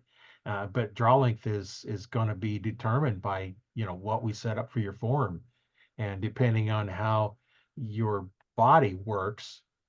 You said you had a shoulder injury. Well, that might change something where you can't do something a little different, even though you probably not have any effects of it now, but can't play baseball. But Yeah, everything on your body, the way it works is going to be changed. And that's where, as a coach, we go through and we look at everything. It's like, okay, what can we change? What can we change, to make it better for you? Now, a brand new archer, lots of times you can't really do much because they're still haven't figured out a form. We're still working on getting that form. That's why every time I sold a bow, I was, set them up and taught them how to shoot. It's my theory was if you know how to shoot, you're going to keep staying archery. You stay in archery, you can keep buying more stuff from me. yeah, yeah, Well, and besides, I want you to stay in archery, because the more archers we have, the better. But that way you'd come to me to get stuff, and you know, I I never really pushed something because it was high dollar. I pushed it because it worked better. Like yeah, stabilizers. go through, put on that just hunk of aluminum stabilizer, and then go next higher up and higher up and higher up, and ask the archers, like, can you tell the difference between this one and that one? No, we'll go with the cheap one then. Yeah, that was my thing. If you can't tell the difference, why spend the extra money?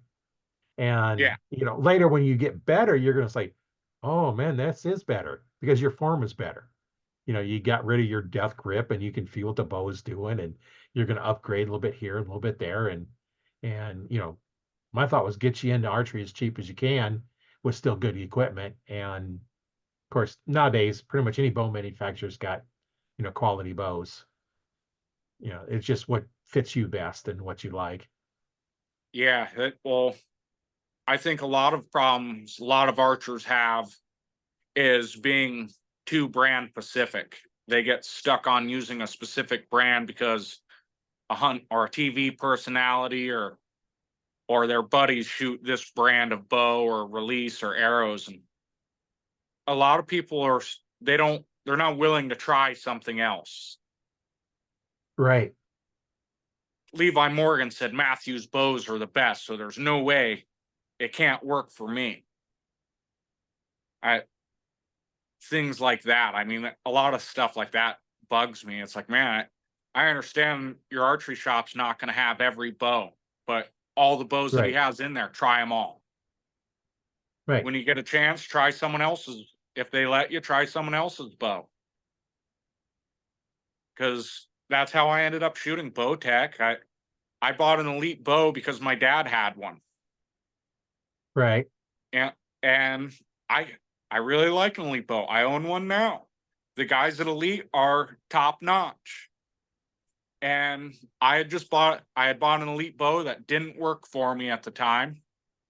And I already knew that I was at that point learning to not be so brand specific and try some other things. And I sold that elite bow, and Josh Trollinger, like I said, he had been on your podcast before. He Yeah. sold me a Bowtech Reckoning, the first version of the Reckoning, and man, that bow was just so much nicer, and there were so many things about it that I liked, and it just fit me so much better, and became a better archer right away. And now I think about it, Josh sold me like 3 or 4 bows in a row after that. He sold me my Oh, next hunting bow, my next target bow. Probably even bought another one from him in between there. I actually sold that first bow back to him. He oh bought it yeah. back from me. He has something sentimental about it. I think he killed a really big buck with it or something like that. And he was regretting it. He's selling it because the Yeah. sentimental value. Yeah. And Josh he actually talked me into using a Bowtech, and I tried it and I liked it. I still like my Bowtech. I mean, in terms of their hunting bows, I don't have a Bowtech hunting bow right now, but I have an Elite, and I wish I would have maybe went another direction. I would have bought something that fit me better. Yeah. That's kind of a lesson to learn is, when you're going out, we talk about this quite a bit on the show. When you're starting out, go to the shop, have them determine whether you're right or left eye dominant.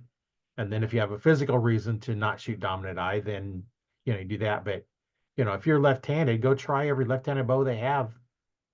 If it's, if your budget's in $500 range, for the whole bow, and they got a $900 just plain bow, you may not want to even try it because you're going to like it and it's out of your budget. So look at everything in your budget, pick them up and hold them. If you don't like what feels in your hand, put it back.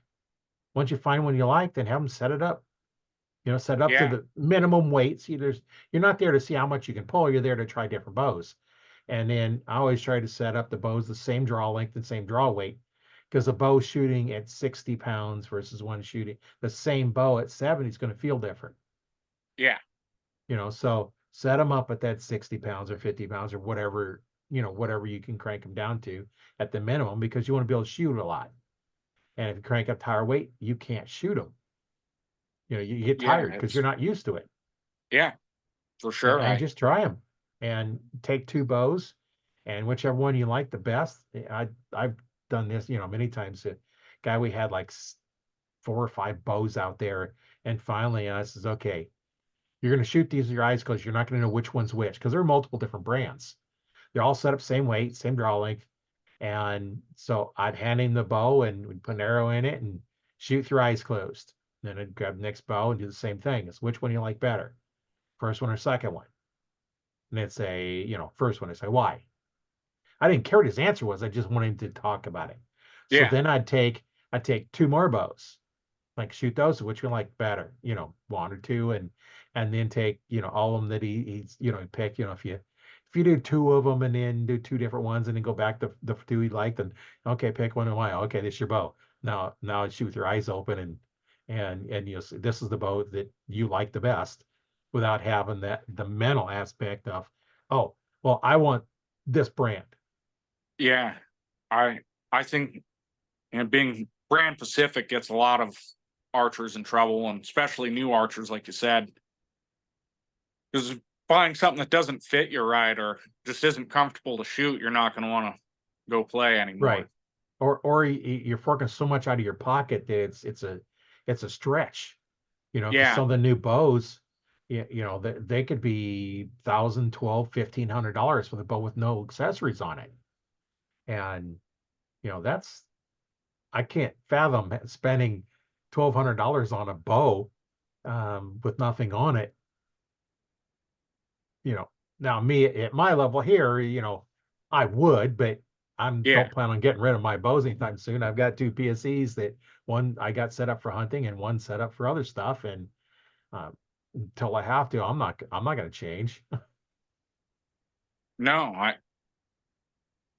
I the hunting bow I had, I would now I wish I would have kept it. It fit me better. It was more comfortable to shoot. I was confident in it every shot, and say, the parts and pieces that go on the bow are more important that they work for you. Also, I mean, just Right. because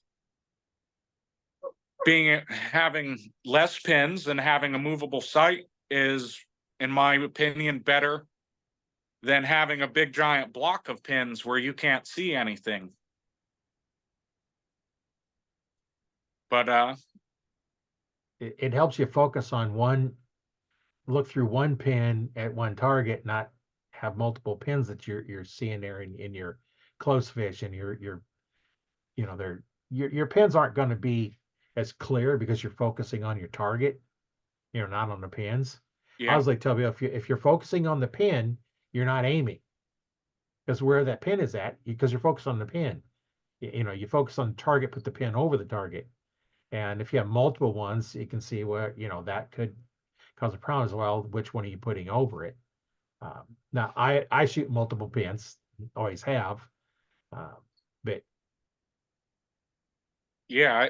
Well, I don't have anything against multiple pins. I my personal opinion though, if I was like right now, I have a 5 pin sight on my hunting bow. I wish there was only. I might take 2 of the pins off. I can see so much more. I can't move this right. sight, but being able to see more of the target, I feel like is pretty important because it's easier to put the pin where it needs to be. Like I said, if you're focusing on the pin, you're not aiming. And then also another piece of equipment I feel like a lot of people go cheap with is a release. Oh yeah, definitely. And even shooting a wrist strap release. Hold on 1 second, sir. No, Yeah, the releases are a big thing, because that's your trigger. yeah, And when you have a trigger that moves a lot, and you're pulling that trigger, which you're not supposed to be pulling trigger anyway, but even shooting back tension, if that you feel that trigger moving, and now what do you think about? Now you're focused on that trigger moving, and what did you stop doing? Stopped aiming. So once you start aiming, what are you going to hit? You don't know because you're not aiming anything. You're just pointing it in the general direction. and we're not pointing and shooting. Yeah. And then, because like I've tried, I, I was shooting a back tension at the time. I had won a thumb button release in a raffle, or someone gave it to me or something. And I figured I'd just try it. I missed the target completely because, man, it just didn't work really. I mean, I guess for someone that had a lower poundage bow, it would have worked better. But I remember when I was starting to squeeze the trigger mechanism on it, it wasn't smooth. It had a ton of travel in it, but I remember it made me freaking have a really bad herky jerky shot, and I ended up Right. missing the target. And I'm like, right away, I'm like, yeah, that release isn't for me. And I ended up letting someone else try it, and they they didn't like it either. And I don't remember what happened to that release. Probably sold it to somebody, and they Yeah. probably didn't like it. But but yeah, and then that was one of the first times I'd ever tried a thumb button, because I went from using a regular wrist strap release to a hinge. Oh, yeah. I didn't try the button. I don't I don't know why, but I remember shooting with a bunch of the local guys that at the time were a lot better shots than me, and all of them used a hinge. And they explained the process behind using the hinge. And I'm like, all right, I'll try it. And the first one I bought, it was an epic failure. I just bought a release that didn't work for me properly. But Yeah. the second go around, I went and tried one and found one that fit my hand, and it was a True Fire Sear. I shot really well with that release. I would shoot well with it now. It would feel like second nature using one. I'd have once I set it up to me, but then I remember trying that thumb button the first time, and that was really weird. I'm like, man, if that's what every thumb button's gonna be like, I'm not shooting one of those ever. And I Yeah. That's I where you got still to don't. get a good one. I have a good thumb button now, but I still don't shoot it. Yeah, you're used to the other ones, and on 3Ds and stuff like that, you've got the time. It's not like you have to, move a lot more movement when you're doing a deer, and the hinges are might be a little more difficult to hunt with. I still hunt with the hinge. Um, I don't know why. But you're used to it. Yeah, I feel like I know I could shoot a thumb button or a trigger, any kind of a trigger related release. But I don't know that my hinge, man, that's my go-to. I can't get away from that. My accuracy's better with it. I feel like that's the most important thing when it comes to hunting is arrow Right. placement. So in my mind, I feel like whatever I can do to be the most accurate. Like this year, I'm trying something a little different. I have a longer stabilizer on my hunting bow than I've ever ran. I have a 24-inch bar on it and a little bit of weight.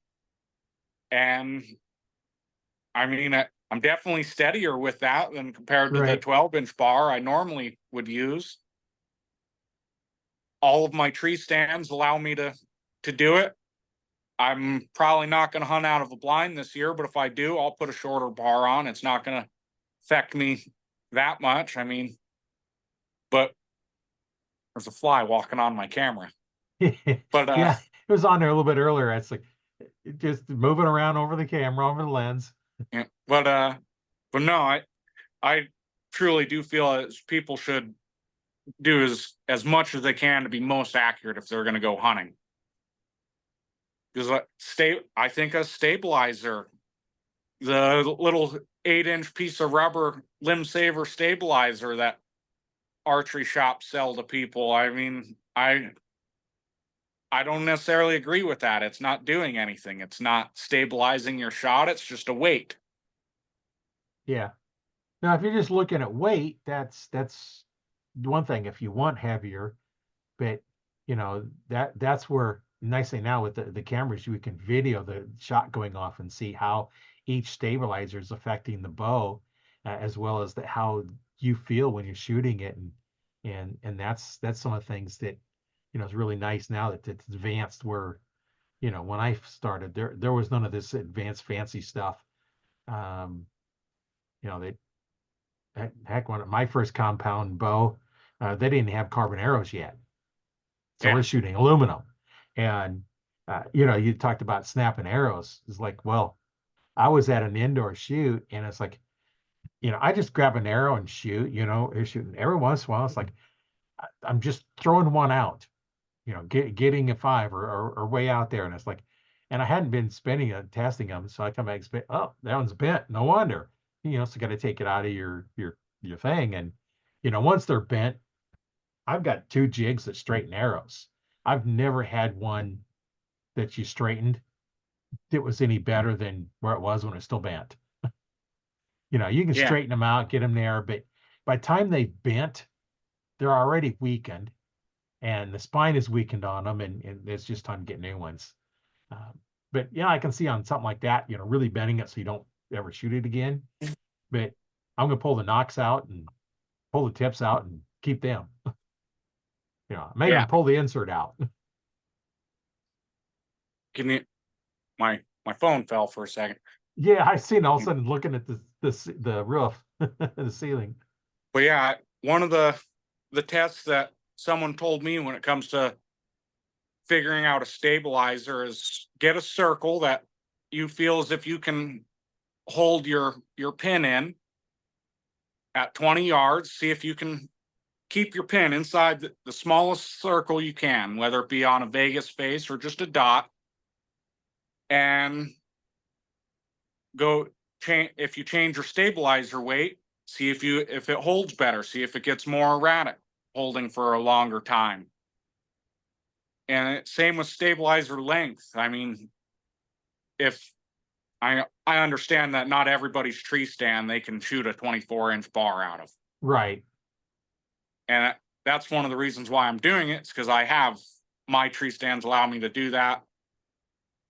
But using a 10-inch bar compared to a 14-inch bar, I think you would gain quite a bit in those 4 inches with a little bit of weight out front away from the bow than you would just shooting a 10-inch bar with little to no weight on it. Yeah. And if you don't have enough, let's say the bow will have a tendency to kick up instead of down. Yeah. And I was watching my one bow that I use for target, and I don't really use it too much anyway, mostly the hunting bow. Um, but I know it's just had a little bitty short stabilizer on it, maybe 3 inches long.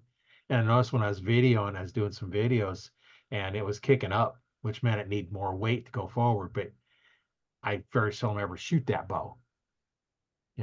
That's the one I use for 3Ds and stuff, and I haven't been able to go to one for a while, and I don't really shoot spot targets anymore. So at tournaments anyway, just in the backyard. I got a target in the backyard, so I can go shoot anytime I can finally pull one back now. I do not have a target in my backyard at the moment. And I keep wondering, asking myself why I don't, but I live in town and there's only one good spot I can put a target, and I think I can only get 18 yards. Oh yeah. Well, if you can get something just close, you're working on technique Yeah. and form, and that's times that's where you get you stand 3 feet away from it. And so as you draw back, you can shoot your eyes closed and just feel how the shot feels and go through that to practice that part. Yeah. Well, fortunately, my dad lives a whole whopping 2 minutes from me, and our Oh, shop is here at his house. And I come inside to do that kind of stuff. But I mean, I really like shooting indoor archery. I do enjoy it, but I don't have a place to practice it. I don't have a 20-yard lane that I can go to every night and shoot 200 arrows.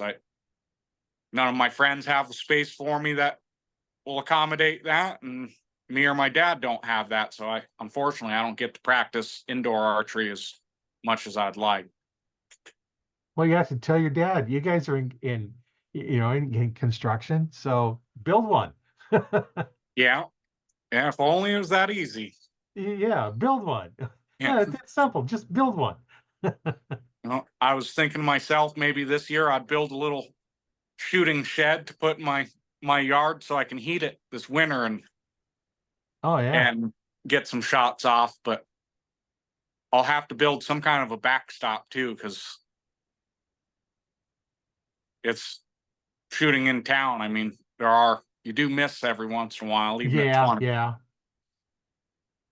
There for a while. I don't know if they've changed it. In Omaha, it used to be you could shoot in your yard as long as the arrow didn't leave your property. Well, how do you know? All of a sudden something breaks, you send that arrow up at an angle, and who knows where it goes. So, Yeah, even though you technically can, it's not really safe. Um, where I'm at, I've got a garage that I shoot at, but I don't shoot out there too often because we are kind of in town, but there's some places I could go and set up a target, but I have a nice 4 foot square target to shoot into. yeah. The town I live in, there actually isn't even a law about shooting a gun in this town. Oh yeah, we hear gunshots every once in a while around here because it's we're out in the middle of nowhere. It's a little village, 168 people. Yeah. Yeah, the town Lincoln, me and my dad live in, Lincoln, Kansas. I think in the town is only like 800 people and in the entire county, which there's another small town 15 minutes from here. I think the entire county only has like 2,500 people in it or something like that. It's not very many. But yeah, we called the sheriff one time to ask if we could shoot a possum with a 22 or something. And he said, yeah, there's no laws about it. My dogs are. Oh, he made a little view when your dad was on. Yeah. I brought my dogs over to his house today. Alice, my German Shepherd, she's a really good dog, super smart. And then I got a dachshund that he's a little more rambunctious. He doesn't like to just hang out. Oh, yeah, yeah. Your dad's dog was in part of the videos a little bit, but not quite as much as this one. He just stuck his head up and pet it. No, this is my big baby. She's from Nebraska originally. Oh yeah. Yeah, she's 9 months old now. Or 10 months old now. I got her in January. I got her as a birthday gift to myself from a friend that I met through archery, and he had posted on Facebook, I got German Shepherd puppies for sale, and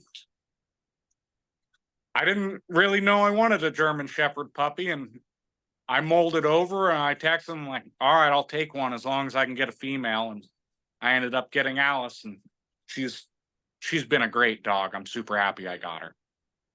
Yeah. Yeah, they can be a lot of fun.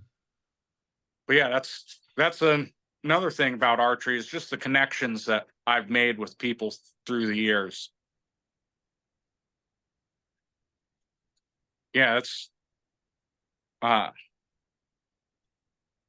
between getting a dog, going a couple years ago, went ice fishing with some people we had met through archery. We've gone on hunting trips with other people, and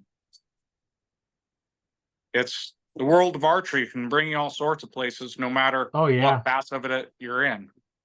Yeah, no matter what you're doing, there's somebody around there's a shoot somewhere you can go to, and depends on how far you want to drive.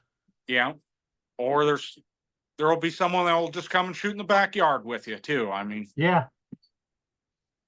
and then I found myself going on multiple out of state archery hunting trips with friends, and I've gone back to Colorado elk hunting. I've gone down to Arkansas bear hunting. I was unsuccessful bear hunting in Arkansas, but Oh yeah. I had my opportunity, but it was a little too dark. I couldn't see through my peep sight. Oh yeah. Yeah, if you can't see through your peep sight, it's kind of hard to shoot. Yeah, and it was black bear is that I was attempting to shoot. I got it full draw, and I remember looking through, and it was at It was at 30 yards or so. I couldn't see it. I couldn't tell what I was looking at, so I had to let down. And when I let down, it took off running. Yeah. Well, if you can't see your target, you don't know where you're aiming. Yeah, I couldn't even tell if I was on the bear or if I was on the ground or not. It would have been a very ill-advised shot, even if I could have Right. seen it. Yeah, it's like you might as well just close your eyes and hope. Yeah, Because that's basically what you had. You just like, yeah, okay, can't see anything. and then that was the only bear I saw. That Oh, was the first one, first hunt. I saw a bear, and then after that, I did a lot of sitting in the tree stand and hoping.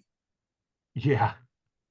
Well, that's why they call it hunting, not shooting, right? If Yeah, you want to guarantee meat, you go to the store and buy it. yeah. And last If you year, want the I ended good up meat, you go buying. shoot it.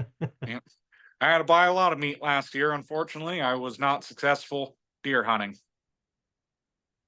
Yeah, kind of gets that way. Yeah. Well, we've been on for a couple hours here, so probably let you get back to spending your Saturday doing whatever you do on Saturdays, shooting or spending it with your dad or whoever. And it's been really great talking with you.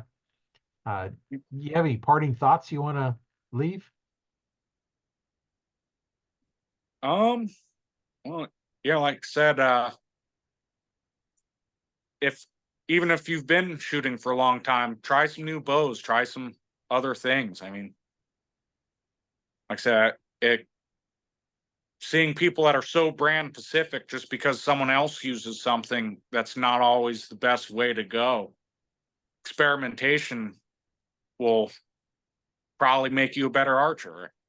Don't Yeah, be scared to try new products, try new methods of hunting, have fun with it. Also, I'd say try and get your friends in archery. More people that come out and shoot, the more fun it is. yeah. Support your local archery clubs, your local archery shops. That would be what I would got. It good advice. Just get out there and I've seen and talked to many archers that they were kind of drug into their first time shooting, and next thing you know, they're doing more than the person that drug them into it. And it's just Yeah, try it and see. There's a lot of events out there that help with that. I know Nebraska has um, several events, introducing women to the outdoors, and part of it is archery and other things. Just get out there and if you know somebody that's not an archer, take them to shop and let them shoot one. I yeah, talked to, I had one lady come in multiple times, different people, but I was who they was with was shooting, and I said, "You want to shoot?" And it's like, "No, nah, we'll set one. Just shoot one arrow." Shot one arrow, turn around and says, "Can I do it again?"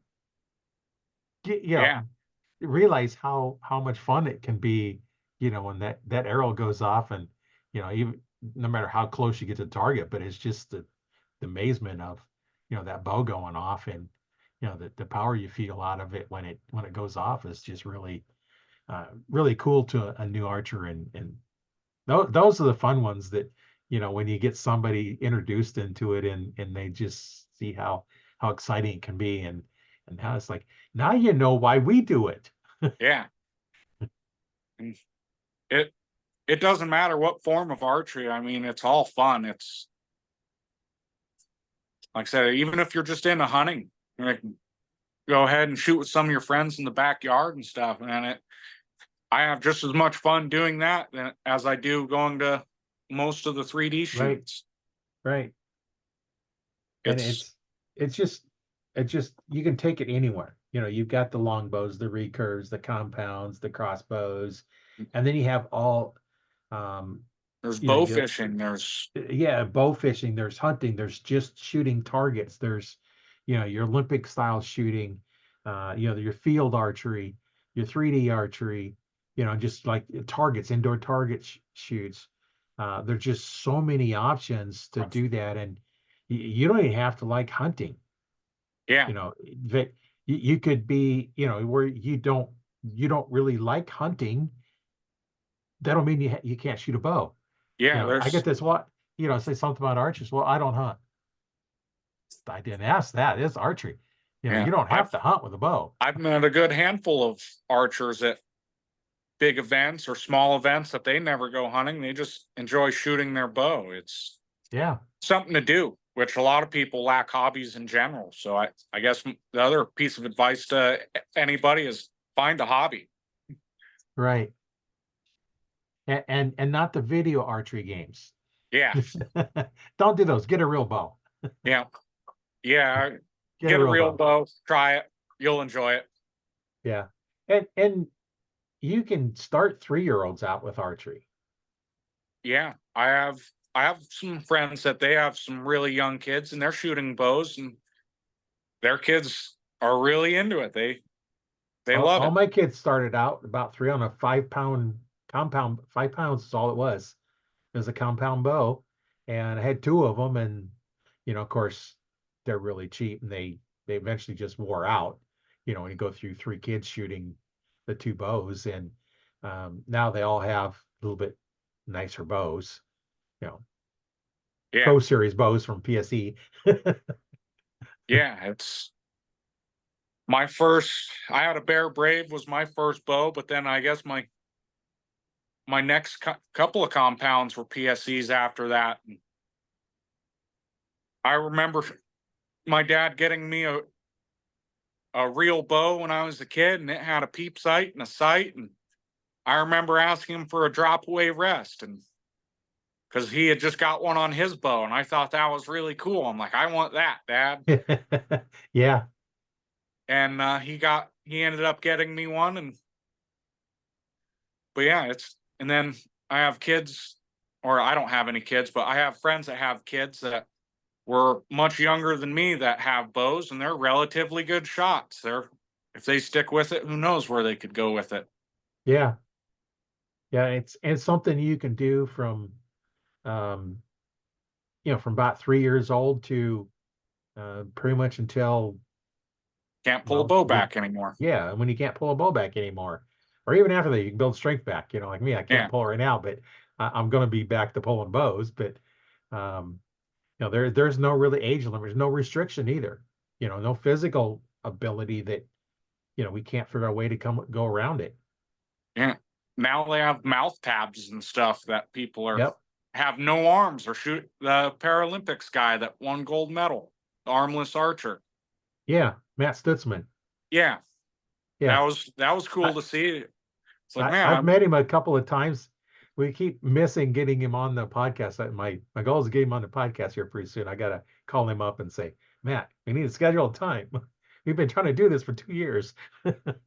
yeah, he's that was incredible to watch. That was really interesting. I had known about mouth tabs and seen a couple of TV personalities say, "Yeah, I'm shooting a mouth tab on the TV," but I never actually watched anyone see how accurate it is. And it's like, man, that's Oh way yeah. different than I actually thought it was. Well, Matt shows up at the Nebraska has the Missouri Valley Outdoor Expo up at Ponca State Park, coming up the 20th, 21st, and 22nd of this month of September. And the last couple of years, Matt's been there. I imagine he's going to be there again. And last year, I was volunteering at what they call aerial archery, which is a big foam disc that they shoot, and you shoot at them with, yeah, Yep, with like tennis blue balls or flu something on the arrows and end of them. stuff. Yeah, now regular arrows, but the big old tennis ball or something on it. So you're not sticking it; you just bounce off of them. And this lady come through and was talking to her, and she didn't have a hand from the wrist out was gone. There was no hand at all in the left hand. And so Chris, she went up to the 3D part of it, and they rigged up an arm guard on her hand and around the bow so she could hold bow with the arm guard, and they had her shooting a bow, holding a bow in her left hand with no hand or left arm. Yeah. And then they got it hooked up with some people that have other, stuff that can make it a little better. And now she has a device, a couple devices in her toolbox she carries with her just for that case when somebody has something like that where they can, get shoot a bow. And of course Matt's, born without any arms, he's shooting a bow. Yeah. I I met a lady that she was at a local shoot. She was missing a hand. I believe it was her right hand, and they hooked a back tension release onto it, onto her prosthetic hand thing, or she had a hook, but she is able to operate the release with no hand. Yeah, yeah. I Well, the mean, first time I seen somebody that was like that, I was at a 3D event here in Nebraska, not too far from where I'm at now, and I seen this guy walking around with no left arm. From the shoulder was gone, though, like from the shoulder socket itself was all yeah, gone. And then later I seen another guy walk around with the right one gone. And then I noticed on their string was a big piece of tape or something. So what I'm assuming they did is they bit onto it and drew. Now this has been probably 30 years ago or more, before they had some of the other stuff. But back then they was able to do it. One-armed archer. I had seen two of them. One was right-handed, one was left-handed. yeah. It's shows you that anyone can do it. Yeah, anyone can, and you just need to get with somebody that's willing to work with you. Just like I had one time a guy calls me up and says, "Hey, can you set my bow up to shoot two arrows same time?" He'd called the other shops in town and says, "No." They just flat said no.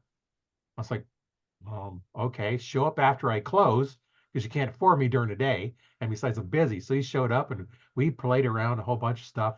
Now, it wasn't a center shot design riser, which the rest we have now, all the bows now pretty much are a center shot design riser, which is a Yeah. PSC patent. I had to throw that in.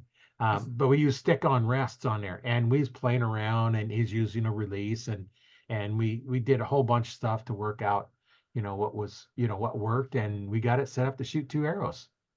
Now they're going to shoot way slower because you got double the weight of arrow, Yeah.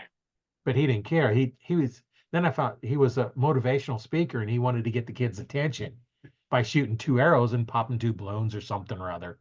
And so that's what he wanted to do, was that was his attention getter, is shooting two arrows. And I've seen other videos of others doing it. It's just nobody was willing to even look at it. And I was like, this could be fun. And then there we tried, we was using a release and, putting a loop above the top one in the middle and below. And it just found uh, the knot goes above the top one and below the bottom one. That's how we got our most consistent grouping. And by the time we got done, the space between the arrows never varied more than an eighth of an inch Hmm. by the time we got done. Now, where he hit was all depending on where he was aiming, where he was shot was. But we'd measure the distance, and it got to where it was consistently no less than an eighth, no more than an eighth of an inch difference. And we learned a lot on how to set up a bow, by doing that, because not only you have one arrow, but you got two arrows, and now that changes the center and changes everything changed on it. Because we weren't shooting one off the shelf, and we tried, the fletching alignments differently and all kinds of stuff. And it just, you learn quite a bit about that. And that's why, when I put a loop on a bow, I don't put knots on there. The top knot of the loop goes above the arrow and the bottom one goes below it. And they're right up there next to it. There's no knock pinch because there's no slop in there. It's not pinching, it's pulling each side of it. And that's your most efficient flight of your arrow. It's putting all the force directly behind the knock. So now your force goes from the knock to the tip. And that's your most efficient way to send an arrow. And I always tell people, it's like, well, take a pencil and put it on the table and push from the knot or from the racer to the tip. It goes straight. Now turn your finger just slightly, just a little bit off. Now push. It doesn't go straight. Next thing you know, that pencil turns. And that's what you're doing to an arrow if you don't push the force directly through the shaft, from the knock to the tip. Yeah, Little, makes sense. little bit of lessons that I've learned. I try to put some kind of lesson in each podcast, especially for those that listen to the whole thing. They get a lesson. I should probably tell them I got a trick for you at the end, but I don't. But yeah, anybody that's interested in getting any help or anything, just let us know. I'm willing to help you all whatever I can, and I'm sure Jason, if you send him a message, he'd be glad to help you as well. Kind of volunteering you. Hope that's okay. Yep. Oh Um, yeah, I have no problem helping. uh, It's and if you want to join the Arch Talk 101 Facebook group, there we have about, I think, 1,500 plus people in that group, archers from all over the world. And I do mean all over the world. Um, there's some from countries that I have to Google map it to figure out where they're at. Uh, yeah, so all over. And we have archery instructors have been teaching, myself, I've been an archery instructor since 95. We have archers have been shooting 50, 60 years. We have instructors that are just new being instructors. We have archers from just starting out or not even really getting their first bow to those that have, shooting at semi-pro, pro, and Olympic archers. We've had them all. You know, I've talked to a lot of them on the podcast. And if you know anybody that likes to talk archery, wants to get on the podcast, let me know. Um, the only requirement is we start talking about archery, and as we know, we get into other subjects as well. I just like to start with archery and go from there. And you can watch this video in the Arch Talk 101 Facebook group. You can also go to my YouTube channel, Learn to Fix It Yourself. I have all kinds of videos out there. I've got over 900 videos out there now of all kinds of stuff. You can watch it there. You can listen to this on Spotify or wherever you listen to podcasts, as well as on audible.com. It's free to listen there. So that's another place you can listen to it. Listen to it while you're driving, especially when you have, you know, a long podcast. I listen to Audible books, so sometimes it takes me, 4 or 5 days of driving because I drive probably 45, 50 minutes every day when I go to work. So I got to have something. I'd much rather listen to a podcast than I would listen to music. Learn something as you're driving. yeah, yeah. We listen to podcasts as much as we can. We listen to them at work. We listen to them while especially when we're driving to an event. Oh yeah, and there's a lot of really good ones out there. So yeah, I'll leave some links to some of the stuff we talked about in here just to make it easier. I'll leave links like to the Bowtech or Elite and some of the other places we talked about, and of course I'll leave a link into the Facebook group as well, so that you can find that a little easier. I won't in the Facebook group because you're already in the group. You don't listen there, you got to be a member of the group. It's a private group, so. Yep. So if you're not a member, go ahead and join. If you have a question on something, take a video of what you're doing and post it up there and upload it from take a picture of your phone, have somebody video on your phone, and then just upload from your phone to the group and say, hey, what's your problem? And we can take a look at it. And if we need to, we'll give you some tips. And then if you want to have more concentrated or even a longer session or something, then we can arrange something, because I do some online coaching. I don't do a lot of it, but I do have ability to coach you online, so you don't have to be here, which works actually pretty good. My first online coach was in Italy. The first person I coached, he was in Italy. That's interesting. The second one was in Canada. Doesn't even live in the country. That's the first Yeah, online ones, but I do some local stuff too once in a while. But anyway, I've been your host. My name is Rory Canterbury, and here on Arch Talk 101 podcast, I've enjoyed talking with Jason, and a couple times before we talked to your dad, and it was kind of interesting hearing all the different stories, and I like hearing them, and I'm sure our audience enjoyed them as well. If they didn't, they wouldn't be listening this long. yeah. Next So, time, me and my dad will have to get on here at the same time. And oh yeah, yeah. That'll be an interesting one. Yeah, because people that see us together, we don't agree on everything.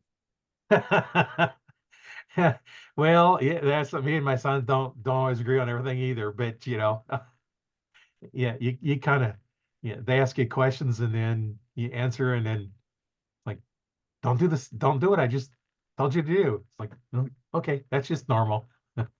You give the advice and the kids listen or don't listen. They're adults, they can do what they want. I always tell my dad, "Don't worry, I'm always right." Yeah. Yeah. That's a good thing. So yeah. Um, yeah, thanks for watching or listening if you're listening on the podcast. But it's been a lot of fun, and we'll see you on the next one.